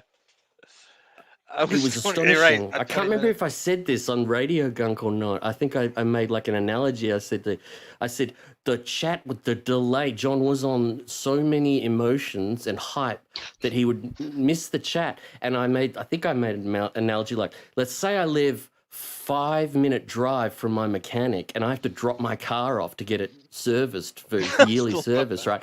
I can make a comment to John in the chat saying, oh, what about this? And then I can walk out my front door, get into my car, drive the 5 minutes to the mechanic. I can drop the car off, say to the mechanic, I'm having a bit of trouble with the clutch or whatever.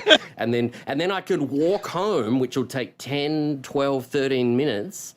And then by the time I get home, open the fridge, get a Pepsi Max, sit down. John will be going, oh, yeah, Bon Jovi, or how about this comment? And he'll be reading my comments. There's your time range. It was just amazing. I thank you for it, man. I think you... Believe it or not, it was Sarah's idea to stream the trial. It wasn't even my idea. It was her. He was just gonna It was... he was gonna sit home alone with a tube of Vaseline watching that trial and not talk to anybody during the day. Yeah, what would have happened if I had to watch it and not stream? Like the responsibility of it. I think what originally was going to be, we were just going to do like a wrap up. Was it once a week or every day? As soon as I got home, we were going to do an hour like pre-game show leading into Gunk because you had to go do that show. But then the first day that we streamed the entire day was the Isaac Day. Yeah. So I was home, so I was like, I'll just start it now. Let's just go this morning and we'll be fine. We'll talk about it all day. When I saw his sister, I wanted to jump out of my skin. I can't tell you how many years I've known about her, and I've just seen pictures and known the whole. I couldn't believe when she first took this. I'm like, I can't believe that's Christy. I can't. Yeah, I couldn't believe it. You were accessing like Pandora's box. You were actually opening a tomb and walking in and seeing the Dead Sea Scrolls all sitting there, and you were like, "What are these parchments?" Yeah. I'll tell you what I did. I haven't told you this before. The first. I think it was the first day with Isaac. I loved it so much, John's antics, we could call it, that I actually made like a little supercuts clip to play on Radio Gunk. And then I thought, it's not even worth doing on Radio Gunk. I should make an episode for each day where I just show all John's great moments. And I decided not to because back then I didn't know if I was going to send it through to Sarah. I didn't know if I was stepping on toes, and she was. Oh, do it here. You can do it here next time. If someone's going to do it, I'll do it. I don't need Bon Jovial to do it. But John's reaction to Depp first walking in. Yeah, was please, just if you have that. incredible. I mean, I could go get it, but I'm sure you did a masterful job. I'm sure it's perfect what you did. I don't even know where to start going back. Yes, You please. lost your play mind. it. You started. You said, "I'm shaking. My hands are shaking." I said that? I don't and then remember. and then you go, "Oh my God, he's got a ponytail." And you did the. You said, "I can't believe this is happening." I couldn't believe it was happening because I didn't know if that live feed was going to have audio. I thought it might just be visual. But then when I tuned in and saw, Oh my God. And I think I wrote something like, oh my God, John's going to lose his mind over this, we've got access to the whole trial. Anyway, I'm very One sorry thing for this I'm sure I was rant. probably annoying how angry I was about his hair the whole time. Yeah, that I was mean, the annoying, but it's whole okay. time. You could Everything probably about 3 him hours was on his hair. deconstructed. His clothes, you were commenting on his boots, Yeah. it was just amazing.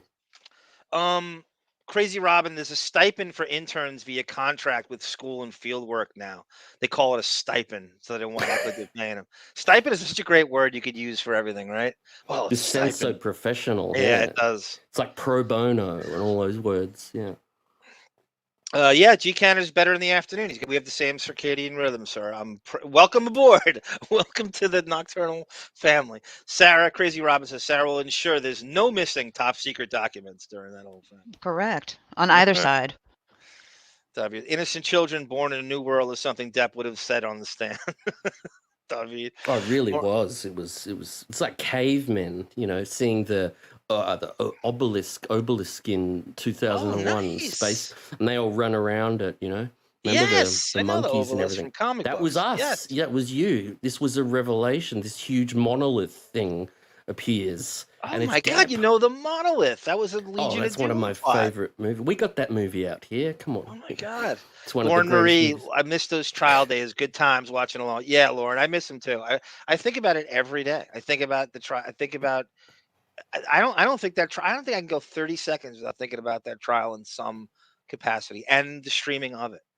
Really, I don't think 30 seconds goes by where I don't think about it. They're all my kids those days. Take it. Yeah, they're just they were. I mean, I tried to make it come across in the story. They were like both kind of funny, sad, and crazy, and it would just kind of ricochet around from one to the other, and I've not heard from Depp, although I know his lawyer did not like the story. How soon do you think he heard from? As soon as it hit the stands? From Waldman? I'm sure the lawyer's very on time with emails and information. If they're not pleased, for sure. I mean, what he said is that so unreasonable? What he said, it's funny, it's alternately funny, sad, and fascinating, whatever. Why is that so unreasonable that he says that? Why can't it be all those things? That's the truth. How could anyone who looks at all of it think any different? It's a bizarre thing. Even if you're like a fanboy, even if you're a fangirl or fanboy, it is all those things. It's totally sad. He's copping to suicide in the piece. Yeah, it's the train wreck thing. It's just it's like the obsession with Artie Lang. We're seeing, the downfall. A lot of similarities, insane similarities, absolutely. And he's just feeling it all. I mean, he's at the same time his fortune stolen from him, or he squandered it, or both. So all these things hitting him at the same time. And this is not to say that you're not canceled unless you want him to be canceled. You can support him any way you want as a fan. Because Warner Brothers and Disney canceled him doesn't mean he's canceled. But he had a lot of bombs in a row and bad cinematic artistic choices of movies he chose just because his friends were on him or it was convenient around the vampire schedule. So some of it is his own fault.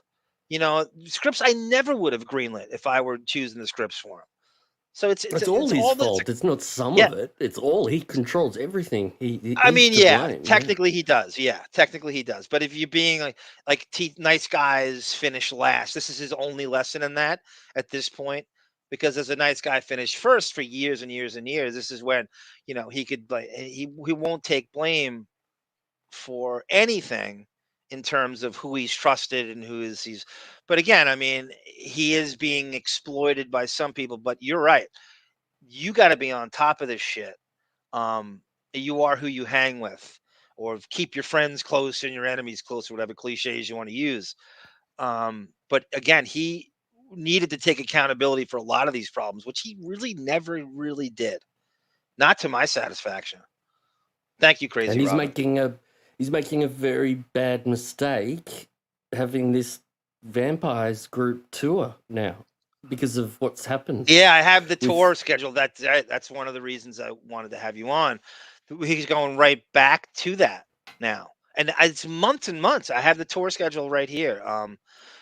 July this year. But Yes. he shouldn't be. He should be saying, I think we should cool it because of what's going on with Stephen. With Steven Tyler, It's that's not- exactly right. It's not going to help him at all now. Not at all. It's Not at all. It's his critics will be able to say, oh, so you condone this behavior, these allegations. If someone's allegations, who are you to be able to say that you know that he's 100% not guilty or something? And You don't think Amber Heard's people are waiting to pounce on that too? That's You're absolutely right. exactly. See, They're going. Not good look. She's waiting in the wing. I guarantee you, her and her girl squad right now are seeing the Steven Tyler thing and they go, "Oh, really? You're gonna go tour with Joe Perry, his right hand man? You don't think Joe Perry knew what was going on all that time? You don't think they're doing? Yes. You are who you hang with. You don't think Amber Heard's people are gonna pounce on that and they're gonna be Wait for it. protesting? Absolutely. In July the social media thing will flare up. There'll be all these tweets about Johnny condoning these going nuts. allegations by touring. It'll happen for sure. Yeah, you're getting a great compliment here. Crazy Robin goes, I have to credit Bon Jovi 100% for me listening to the Deppening via Gunk. Yeah, he's a phenomenal Menchie promoter of it. He's right. We owe you for that. Absolutely. Well, She is let right. me take over for another few minutes to tell, because I was originally the first person on Radio Gunk to generally promote it, and it ticked me off a little bit because I came. Remember when I came on Radio Gunk after you'd been go for, and then I said, I've been listening to the Deppening and it's so fascinating. I love it how Sarah. How John interrupts Sarah. Remember when I did that bit and you took umbrage at it? Oh, that was and you so went, funny. Wait. I did? Bon, wait a sec. Remember that? Oh, yeah. Some of it was, I sound like Depp with Rodrick. Some of it was out of context. I have to say. Exactly. But that's what I was trying to get you to do. I told Monique after it, I said, John reacted exactly how I wanted him to react. And Mon was like, yay. She didn't even know what was going to happen. But but after I did that, then Monique started promoting the Deppening and said thank you. And the episode after I did that bit, you came on with Sarah and you're like, and what about on Radio Gunk? They were talking about the Deppening, and then Sarah goes, yeah, I just want to say thank you to Monique. And she said it in this tone. And when I was listening, I was like, oh, she's a little ticked off at me. I thought she was because, and she said, thank you, Monique. And I think I was in the chat. I said, hey, it was, and John interrupted Sarah immediately and said, no, what about Bon Jovial though? Because I did the whole bit. And I was ticked. Yeah.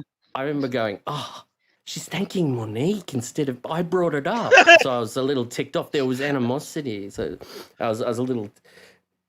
Then you need to blame Mr. Arm because more than likely I hadn't listened to Gunk and he's the one that told me who to thank. I did. It was epic. It was. But I was angry at Monique after it. I didn't say anything, but I was like, why is she taking the credit as well? Monique was, thank you. And I was like, wait, I brought it up. So it was hilarious. Do you remember the everything's a Seinfeld episode, right? We're so guilty of doing this. You remember the Seinfeld episode where George bought the big salad for Elaine? That's exactly what it is. George's girlfriend took credit for it. Yes, and George got really pissed. Yeah, that's what that was like. That was fucking. He was and perfect. George wanted credit for it so bad, and he deserved the credit. He did it all. He certainly did. And his girlfriend took credit for it, and she gleefully took credit for it. That's what that reminds me of. I did think that Sarah went. I did think that you probably said, "Hey, Bon Jovi did a whole bit on it," and then Sarah went, "Oh, I can't wait to see this." And then when she listened, she was going, "He's taking it all out of. He's mocking it." That's what I thought she'd think, because that's what John was like. Hey, I interrupt on the Radio Gunk show. This is what, and of course, it's John's classic line is, "This is what we do," and it was so great. And I thought, well, maybe Sarah was a little peeved. That's why I thought it might be a little bit of passive aggressive, where she said, "I'll thank Monique." No, blame the man you're talking to. Thank you, Exactly. David. Yeah, she's blaming David. 100% approve of the time devoted to John Love. Thanks, sir. Thank you, David. Back Blaming at you, sir. David. Is that what you just No, said? no. um, I felt I thought it was brilliant, and certainly the funniest thing ever. But Sarah's so like classy and demure, and she has the fucking Liz Cheney, and I'm so Long Island big mouth, and kind of ranty and loud, and so it's just such a naturally, right? It's gonna sound like I'm steamrolling her in everything that I do, right, Sarah? It was Yes, every just 5 minutes. This insolence shall not go unpunished. That's a great Monique drop. I don't even remember what that's from.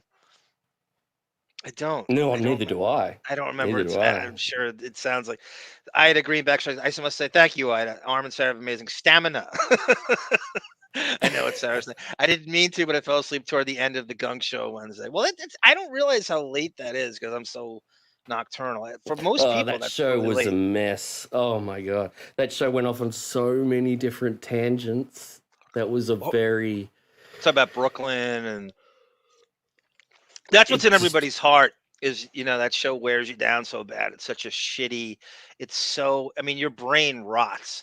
Listen, it can't. There's no bar low enough, and you're just looking for any diversion because he's so stupid. And this show is truly, truly about nothing, and you really feel your brain rotting the more you fixate on it. Oh, it's winding down. Like, it's getting so much harder for you guys to discuss that shit. That the clips you play, I love it. I love it that you send me the clips as well. Keep doing that because I check them out. It might have been in the you that email, said, and it actually, you said something like, Howard literally has nothing to offer. He's nothing to offer anyone. Like there's no, you're not going to get smarter. You're not going to learn anything. You're not going to comedically get stimulated. He has nothing to offer anybody but himself in terms of what you're exporting out. And that's tough to do when you have nothing to offer. You're actually taking brain cells from people. And it's crazy, Robin. I drifted nuts. Let me finish. Let's go back to Roderick here.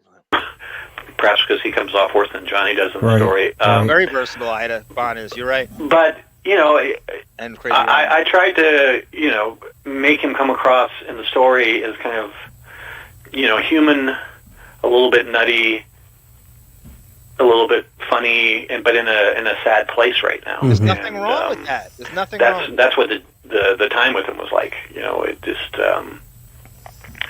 it could be very funny at times, and other points he would just start talking about something, and you could tell that he was going to a very kind of forlorn, dark place. Yeah, I think that comes across definitely in the story as well. Nice use of forlorn, Stephen Rodrick. Good use. That's a deafening word for today. That's a good one. I can't even say it. When you left London, and we'll talk about actually when you left that mansion here in a bit. But when you left London, did you have an idea of exactly how the story was going to be structured? I mean, I think I knew that the only way to do it in terms of the time with him was to do it chronological. Mm-hmm. That there was no, I had. There are not a lot of times where, like, the first 10 minutes you're working on the story, or you're spending with somebody, and the last 10 minutes are exactly the. Yeah, thank you, Crazy Robin. Sarah does deserve a ton of production. Bon Jovial gave you amazing. Yeah, you got a compliment really from Bon Jovial, who's also a great filmmaker. The two of you collaborating, people love that, Sarah. You did a really good job, and I'm not saying this because I'm in the interstitial laughs of you put in during that monologue are brilliant. How you found them and the timing of it. Thank you. And I will not be allowing you to take over, Mr. Arm, on the scheduling for the next Deppie Awards. So it will be an annual award show. No. You want to do it every month, and you're going to kill it. before it even starts. No, I don't. You hear all the categories we came up with? I can't. Yeah, great. Help You've got 9 or 11 more months to come up with some more. It's an installment. You know how there's the Golden Globes, the Oscars, and the think? SAG Awards? We could have multiple ones too, like they do. No. Why can't we? Beginning and end of the piece, but I kind of knew that my first interaction with him would be the beginning. Mm-hmm. And when I said, David, thank you. The Monique drop is from the Fred Show from 2019. Yes. No, you're not a creep for knowing that. And we need to do a Fred part 2. It's a very underrated show, David. You're right. And we need to circle back and do a Fred part 2. goodbye to him would be the end. So knowing that, I just, knew that it would have to be chronological. I didn't know at that point how much of the court case we were going to get into or how much space we were going to have. So that kind of came later. But here's something about his interview with Depp. The Amber Heard stuff there was a gag order going on, right? So he has to dance around what he's not allowed to. The Amber Fint in the room is her. He can't really get into it, but they dance and they imply it the whole time. So there's an actual gag order happening while he does this, and they're trying to tippy toe around it, where they're implying it's obviously meant to hit her, but you can't really talk about it. It's bizarre. Yeah, I remember that vividly. Yeah, it was always going to be, okay, this happened on day 1, this happened on day 2, and this happened on day 3. Nothing to learn. Yes. How many words did the story end up coming in at? It's somewhere around 10,000. I don't dare run a word count on it. By the way, I want to compliment both of you while you're here. We did an episode like 6 times ago. We did a great. It's like all Stern fans should hear it. Because just kind of repackage it or just put it somewhere on like Gunk. We have a great commentary on Shuli, and it's like a 15-minute thing. You guys remember that? Sarah's talking about like who are these podcasts, and Bond's talking about Shuli. We have a great commentary on Shuli. I went back and listened to that. It's really good for Stern fans. It's like it was a little, kind of diversion from the Deppening, which tends to happen once in a while, but it's a really, really thoughtful, angry 10-minute commentary, which is really, you're both really good during that. Cool. Yeah. I felt it reads fast though. For some reason, it didn't feel like 10,000. Like sometimes 10,000 words feel like 10,000 words. I know 10,000 I've written a story that was 8,000 words that felt like 12,000 words. So I'm not sure what 10,000 words ranks in a Natalie Merchant kind of way, article-wise, but it's the longest one I can ever remember reading. Certainly out of Rolling Stone. 10,000 words is, I don't know where that goes, but. I didn't feel that way, so I think that's a good thing, right? Yeah, I think this is more a testament to the material than it was to me. Mm-hmm. There was, he said a lot of interesting, funny, out there things, and which kept propelling, the story down the road at faster and faster speed. Right. The ending is a fantastic ending. And I'm not going to give this away, and I don't know why he's worried about it, but the ending is, and we're going to go over it. Next time we're going to do the actual article again. I thought this is important. I thought this is as important as the article, to hear from the actual writer, because nobody does. Nobody gives him a say. The way he leaves Depp's residence, Bond, I don't know if you read the full article. He has to jump over the wall because Depp can't operate the gate. No, that's not weird. He really personally weird. walks him out. It's So kind of charming. weird. He walks him out personally, Depp, and I don't know if security's around, and Depp can't figure out how to open the gate. Do you think he's pretending? Could be shtick. Because you're right. You've said that before. Depp likes, just like Howard, he likes not knowing. He likes not knowing. He likes to be a Luddite. It could be. That's a great theory by you. And so the Roderick's like, nah, because I think it was this whole production that Depp claimed he had to call in security to find the code or blah blah blah. There's some whole procedure, and the guy's like, nah. Roderick's like, don't. It's not really a big deal. I'm just gonna climb over the fence. I gotta go. It might be real. Like I want it to be real. I want it to be real because it makes me just enjoy Depp because he's quirky, eccentric. That's what it is. I'm sure Hunter S. Thompson couldn't operate a fucking door either, or a fax machine. Did he Yeah, shoot his fax machine or something? Or some story about him pulling a gun out and shooting his fax machine. I don't I want to give hope. it away completely, but did you you said you knew pretty much going in? Crazy Robin thinks it's a passive aggressive FU that he feels like he got ambushed. I guess I don't know. I don't know how he would know that soon. So he said, "Nah, fuck you. You climb over the fence yourself. I'm not opening it for you." That's Mhm. interesting. Or early on that the story is going to run chronologically. Yeah. But the way you had to get off of his property, did in your mind were you as you were doing? I'm trying not to give it away. Yeah. Did you as you were doing that? Did you think, okay, this is totally has to be the end of the story? You know, it's funny, and this might sound. I was thinking about you when I heard this. I revisited this again.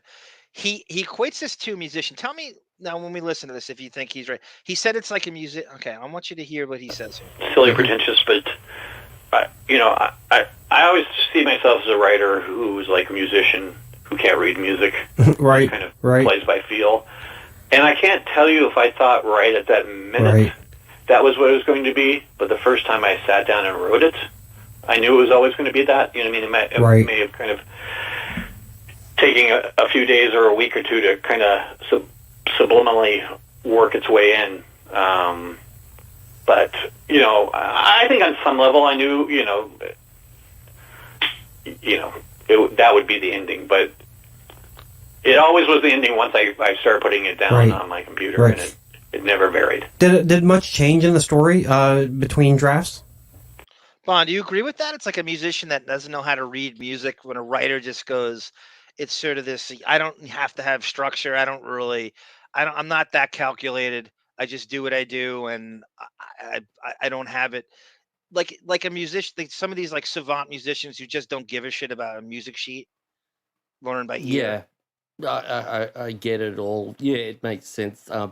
Not being able to read music doesn't mean you can't write songs, though. Right. So it's you can still understand how a song needs to be put together. Like a writer knows that there needs to be 3 acts, and a songwriter knows that there has to be a start and a middle and an end, and then you have to make them merge. Like you read books where they start off with a scenario and then they get back to that later in the book. But, that's what it is. A narrative, I guess, is a good way. There are movies that I love that have no story.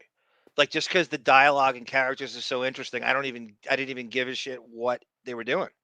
Yes. I mean, Tarantino's done that where you're sort of going, that's just one guy. Jim Jarmusch is notorious for that. I actually remember him saying, I don't care about the story. I just want to write great characters and dialogue, and there's something to that. There's a lot of movies that who gives a shit what the story was. There are, and there are a lot, I think, a lot like the movie with Paul Giamatti, Sideways. Yeah, where yeah. he's like Doesn't the fucked cares. up. There's a lot of movies like that, and that one that Scarlett Johansson was in, Ghost. Yeah. I thought you were gonna say Lost in Translation with Bill Murray, which is kind of that's like a good one. That doesn't really have a story. Not really a story, Lost right? in Translation's even a better example. Yeah, he was I love nominated movies against like Depp. that. He was nominated against Depp for the Academy Award that year. Murray was his friend from Ed Wood, and Bill Murray, as you know, was the first one to play Thompson in Where the Buffalo Roam.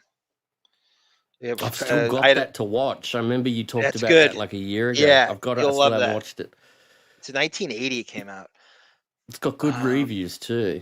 It's it gets better with age. Unknown Actually, film. It's very obscure. It got better with age. I had a greenback because I have Butt Bongo Fiesta on VHS, and the Rolling Stone with Howard came out. Oh, that's great. You should sell the Butt Bongo. See what you get for It's it. probably worth You something. should put it on eBay. I bet it is. I think I looked it up on eBay a few years ago and I couldn't find it at all. I looked up Elliot Offen's VHS of his bizarre. Remember he put out the VHS? I looked that up and I was trying to find it. I've got the digital version, which is a disturbing watch. Like that was a bizarre video he made. But I was trying to find it on eBay. It's probably worth a lot of money. I have his crib somewhere. if you want. I can put that on the Patreon. I'll put Elliot Offen's Cribs on the Patreon. I definitely have it somewhere. Crazy Robin, it's kind of an FU. He's crawl out, asshole. Yeah, she's adamant that Depp's having him crawl out of the fence, over the fence as an FU. She could be right. I trust her instincts. I don't know. Trust her newbie instincts. It's hard. Is Depp that? Don't know. I don't know. I don't know if he felt sandbagged during the interview. You know, I don't know. I don't know how disrespected he felt while he was there. It didn't happen until it was published, you know, when they felt, holy shit, God damn it, it's a hit piece. If I felt that way, I wouldn't be making him climb over the wall. I'd be opening the door to be nice to him if I felt like I've given away too much. I'd be like, he's going to go off and write this. I'm going to kiss his ass to try and... Who knows? I'd love to ask him. It's a great question to ask Depp himself. You know, not a ton. I mean, we kept getting more and more kind of court information, and that stuff kind of was always evolving as we were doing revisions and stuff like that. So that stuff, you know, kind of changed around and might move, you know, a couple paragraphs around here and there. But the narrative in terms of the 3 days pretty much stayed the same. I think what happened was I wrote it kind of straight through, and then I went back and read through all my notes again, and just you know made a list of, like, you know, whatever 20 more WTF moments that I forgot to put in, and then see, Bon, you see what I mean? 20 more WTF moments I forgot to put in. Somewhere out there, he has this shit that they haven't used. It's driving me crazy. Yeah, I want it bad. I do too. He's right. You know they are legit. What WTF moments if he's saying it, and he has them on tape, and he has them written down, and it can't. I mean, it's 10,000 words, and that wasn't even enough. I don't even know what they were talking about at 4 a.m., 5 a.m. Yes, that's the best part. That's the best part. When Whether Depp's they're so watching drunk a Dean and Martin tired, roast, yes, they're watching Don Rickles on a Dean Martin roast.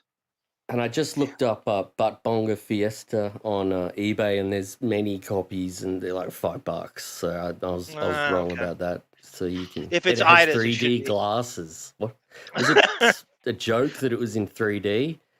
Half of them say with the 3D glasses included. What the fuck? Ida, if it's Ida's copy, it should be 10,000 times worth more than all the other humanoids. Of course.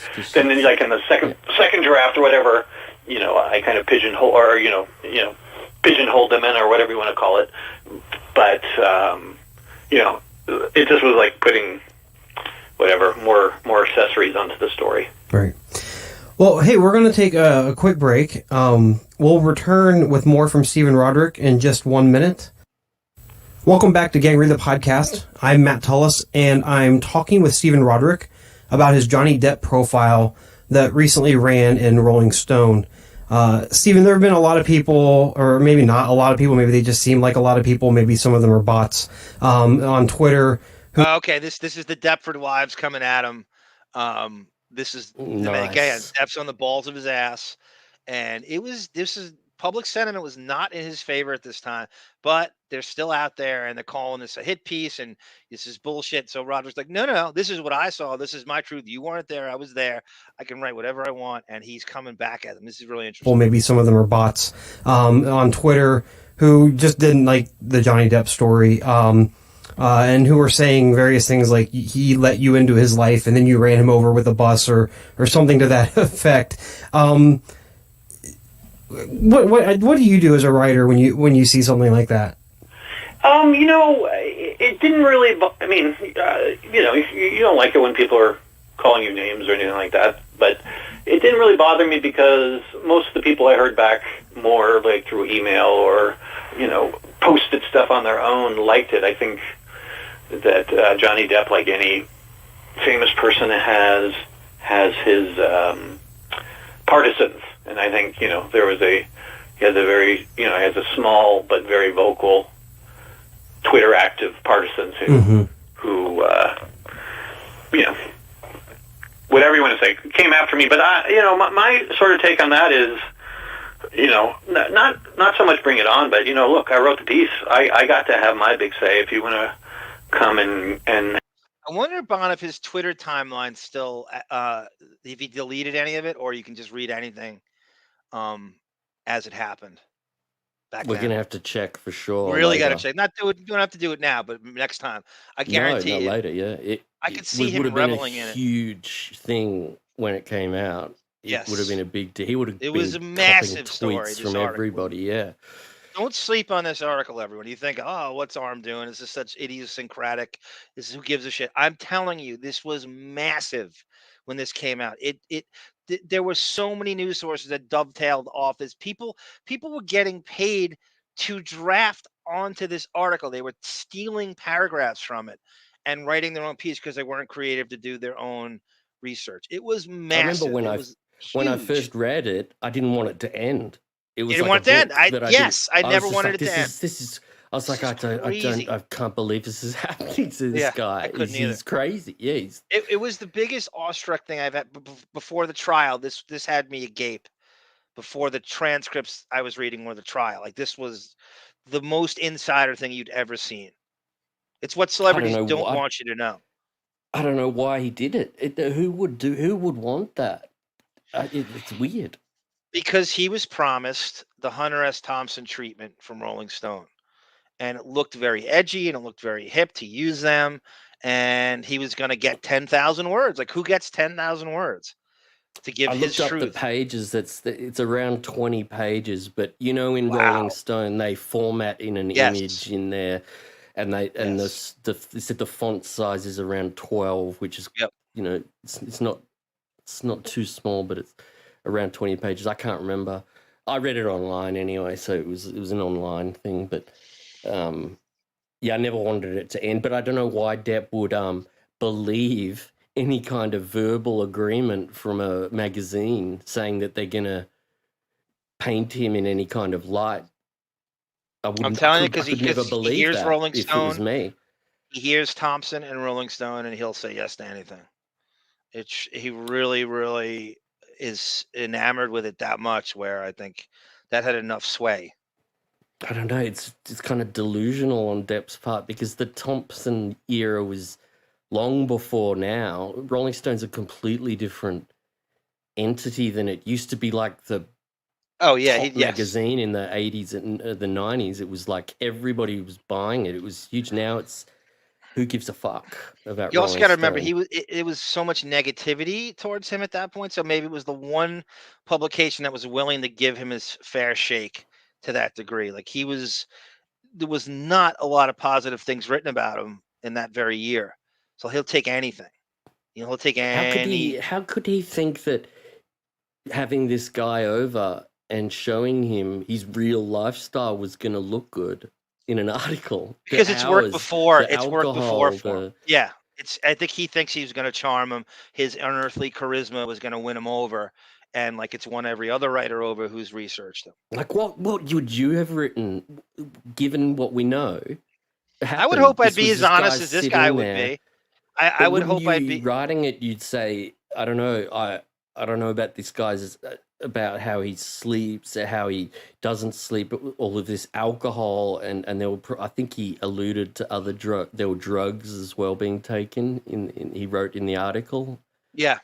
Yes. So a lot of marijuana, tons of marijuana and something. Or how that could work.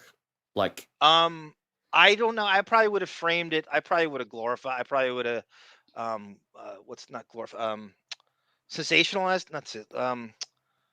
Glamorized. I would have kind of glamorized. I would have glamorized. I know what you mean. Like but even just writing about this, like as if you were writing it and not a Depp fan, you'd be saying, "Well, he's up all night and he's on stuff." It doesn't make you look good. That's all I'm saying. It's fucking. No, that's weird exactly how he agreed. framed it. That's exactly how he wrote it, and that's how it is perceived by the mass. By the masses. I don't know how Depp's people convinced him to do it. Like they should have said, they should have been saying to him, "No, this isn't a good idea. You can't control this." I'm It's telling you, amazing. when we go over the GQ article, Depp says because of his relationship with Jan Wenner and Thompson, this is why I had to say yes to this guy. And again, the thing the Hollywood vampire thing I just narrated from 15, he wrote that. So they're going off the positivity that came from that piece. If he's going to praise Depp as a musician, he's not going to sandbag him during this. It's just so risky. That's what keeps coming back in my mind. It didn't help. Weird It thing didn't to help. do. It's hurt him for a while. It's hurt him for years. And again, it's his own truth, though. You can't say like he didn't write what he saw. He stands by it, as you'll hear. Have your say, okay, but you should be aware that I may, respond to you. And I think some of them were like, shocked and appalled that I would write them back and say, well, no. Like, a couple of people of them were like, well, I can't believe you mentioned his actual address, and how dare you do that? And it's like, well, it was a rented house that he'll never return to. Right. It was a house that he owned where, like, his kids lived. Obviously, we would not mention the address. I didn't know it was rented. And, for the most part... Welcome back, Ungadin. I enjoy kind of that, whatever you want to banter is not the right word. Vitriolic banter. Let's call it that. Vitriolic banter. Like I said, when you know you're right, or when you think you're right, or you know your truth, you don't care if someone's coming at you like that on Twitter, right? Mm-hmm. I mean, he knows what he saw, and he knows the level of the sort of Deptford wife. You don't take it seriously, right? I mean, would you? You'd be like, no, I know this is what I do. This is what you're not going to be bothered by it if you know you're right. Right? You know what I mean? He was becoming very famous for that. He got interview. a huge name so off this, yes. I wouldn't have been scared. I would have been loving it. You would be loving it, like he did. We live, at least last time I checked, it's still in a fairly free society, and if people want to, say I suck and that I took advantage of him, well, I don't agree, but right. Yeah, that's your right to say that. I felt the piece actually came off in some ways sympathetic to Depp, and in what has happened in his life, and I think like for me the places where he looked really bad were actually direct quotes out of his own mouth. I'm thinking when he talked about how much he spends on wine. Yeah. You know what I mean? Yeah, I mean this is not a deep thought, but I try to make people come off as the humans that they are, and right. I think from the few people I've talked to who have spent a fair amount of time with him, that I was successful in that. I don't proclaim to say that 3 days that I spent with him is representative of his whole life, but I do think it's a snapshot of where he is now. Right. And fair enough. That's just what I try to do. And that's the thing about celebrity profiles. It seems, especially the type that you write, it's got to be really hard to get past that veneer of celebrity, and also get past whatever brand they're trying to maintain and actually get to see them. How do you do that? Well, I think it's, to me, it's not much different from reporting on anything. I mean, first of all, and I have done a couple of these, but I try not to do a profile, whether if it's a politician or a movie star or a sports figure that's based on just like a 2-hour encounter. Right. Like I said, I've done a few of those, and you feel like you're tap dancing for 4,000, 5,000 words. But it's just, you have to be persistent in terms of trying to get more time. And when you're with the person, you don't have to be charming or that interesting, but you have to be engaged with their work or who they are as a person and know, I didn't see every Johnny Depp movie, but I knew enough about his films and his likes and dislikes that, that we could talk about things and find some kind of common ground. Mm-hmm. So to me, that's just what it is, and then you just start with whatever the set time is, and if the person is game, you try to get some more time, and you just you push for as much time as you can until they finally say no mas. Right. Let's transition. God, David, that's such a great comparison. Chauncey, Stephen Rodrick is Depp's Chauncey Hayden. There's a lot of similar. It's a really good. That's a really insider Stern reference. That's so funny. The second best journalist is Chauncey Hayden, who made the Great. most out of what he possibly could do. Could anybody have maximized his life more than Chauncey Hayden? You know, with what limited talent he has, could he possibly have gotten more out of life with what he is? Right, Sarah? Correct. We're going to wrap it up here. I just want to show you the Hollywood Vampires tour schedule, as Bond reminded me to do. So I just want to say the Steven Tyler sexual assault of a minor, as Rolling Stone reports, and it's not by Roderick, it's Ethan Millman, Tracy's brother, a minor in a new lawsuit of a decades-old claim. And how will this affect the Hollywood? Julia Holcomb is her name, claims the Aerosmith singer is not named in the suit, engaged in a sexual relationship with her in the mid-'70s, starting when she was 16 years old. This is still ongoing. How does the Hollywood Vampires consciously fulfill this tour? By the way, Aerosmith can't. Did you see that, Bond? Aerosmith canceled the tour as soon as this hit, like 2 days before this hit. No, I didn't know that. See, this doesn't make sense. It's so bizarre. It's like they knew it was coming down. They were tipped off, and they canceled the tour and cited exhaustion, as they always do. Yeah, so it's maybe so they're gonna test it out, test the waters with the vampires, and see if there's a whole bunch of negative. He's willing to sacrifice the vampires' reputation, not Aerosmith. Yes. I don't know. I would love to know the planning stages. Even Alice Cooper, who's a very, believe it or not, you see the thing. He's very straight. I mean, he is like a family guy. There's no scandals with him. I don't think he likes this. He can't. No. That's right. It is right. It's fucking weird. And I bet you this will be cancelled. They're gonna have to cancel this. You can't. Do you think the European angle, Bond, makes it not? I'm not saying it justifies, like they're so lax with that shit in like France and stuff. Maybe. Because this whole thing's European. So let me read. Americans aren't going to be writing reviews about it. So maybe that's the reason. Yeah. David, that's crazy. That's such a morbid, funny. Manson and Steven Tyler and the rest should start a new band genre called statutory rock. Oh my God, David.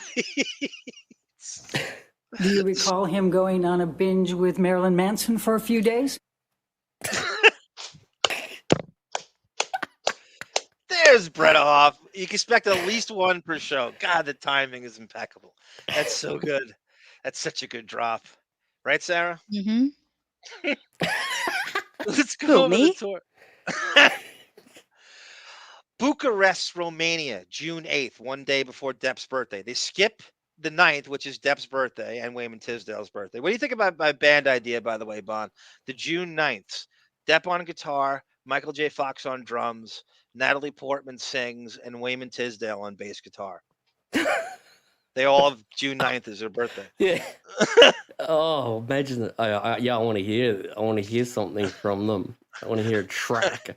And I don't want it to be a goddamn cover. They're going to write an original song. None of this vampires bloody. Then they go to Istanbul, Turkey on June 10th.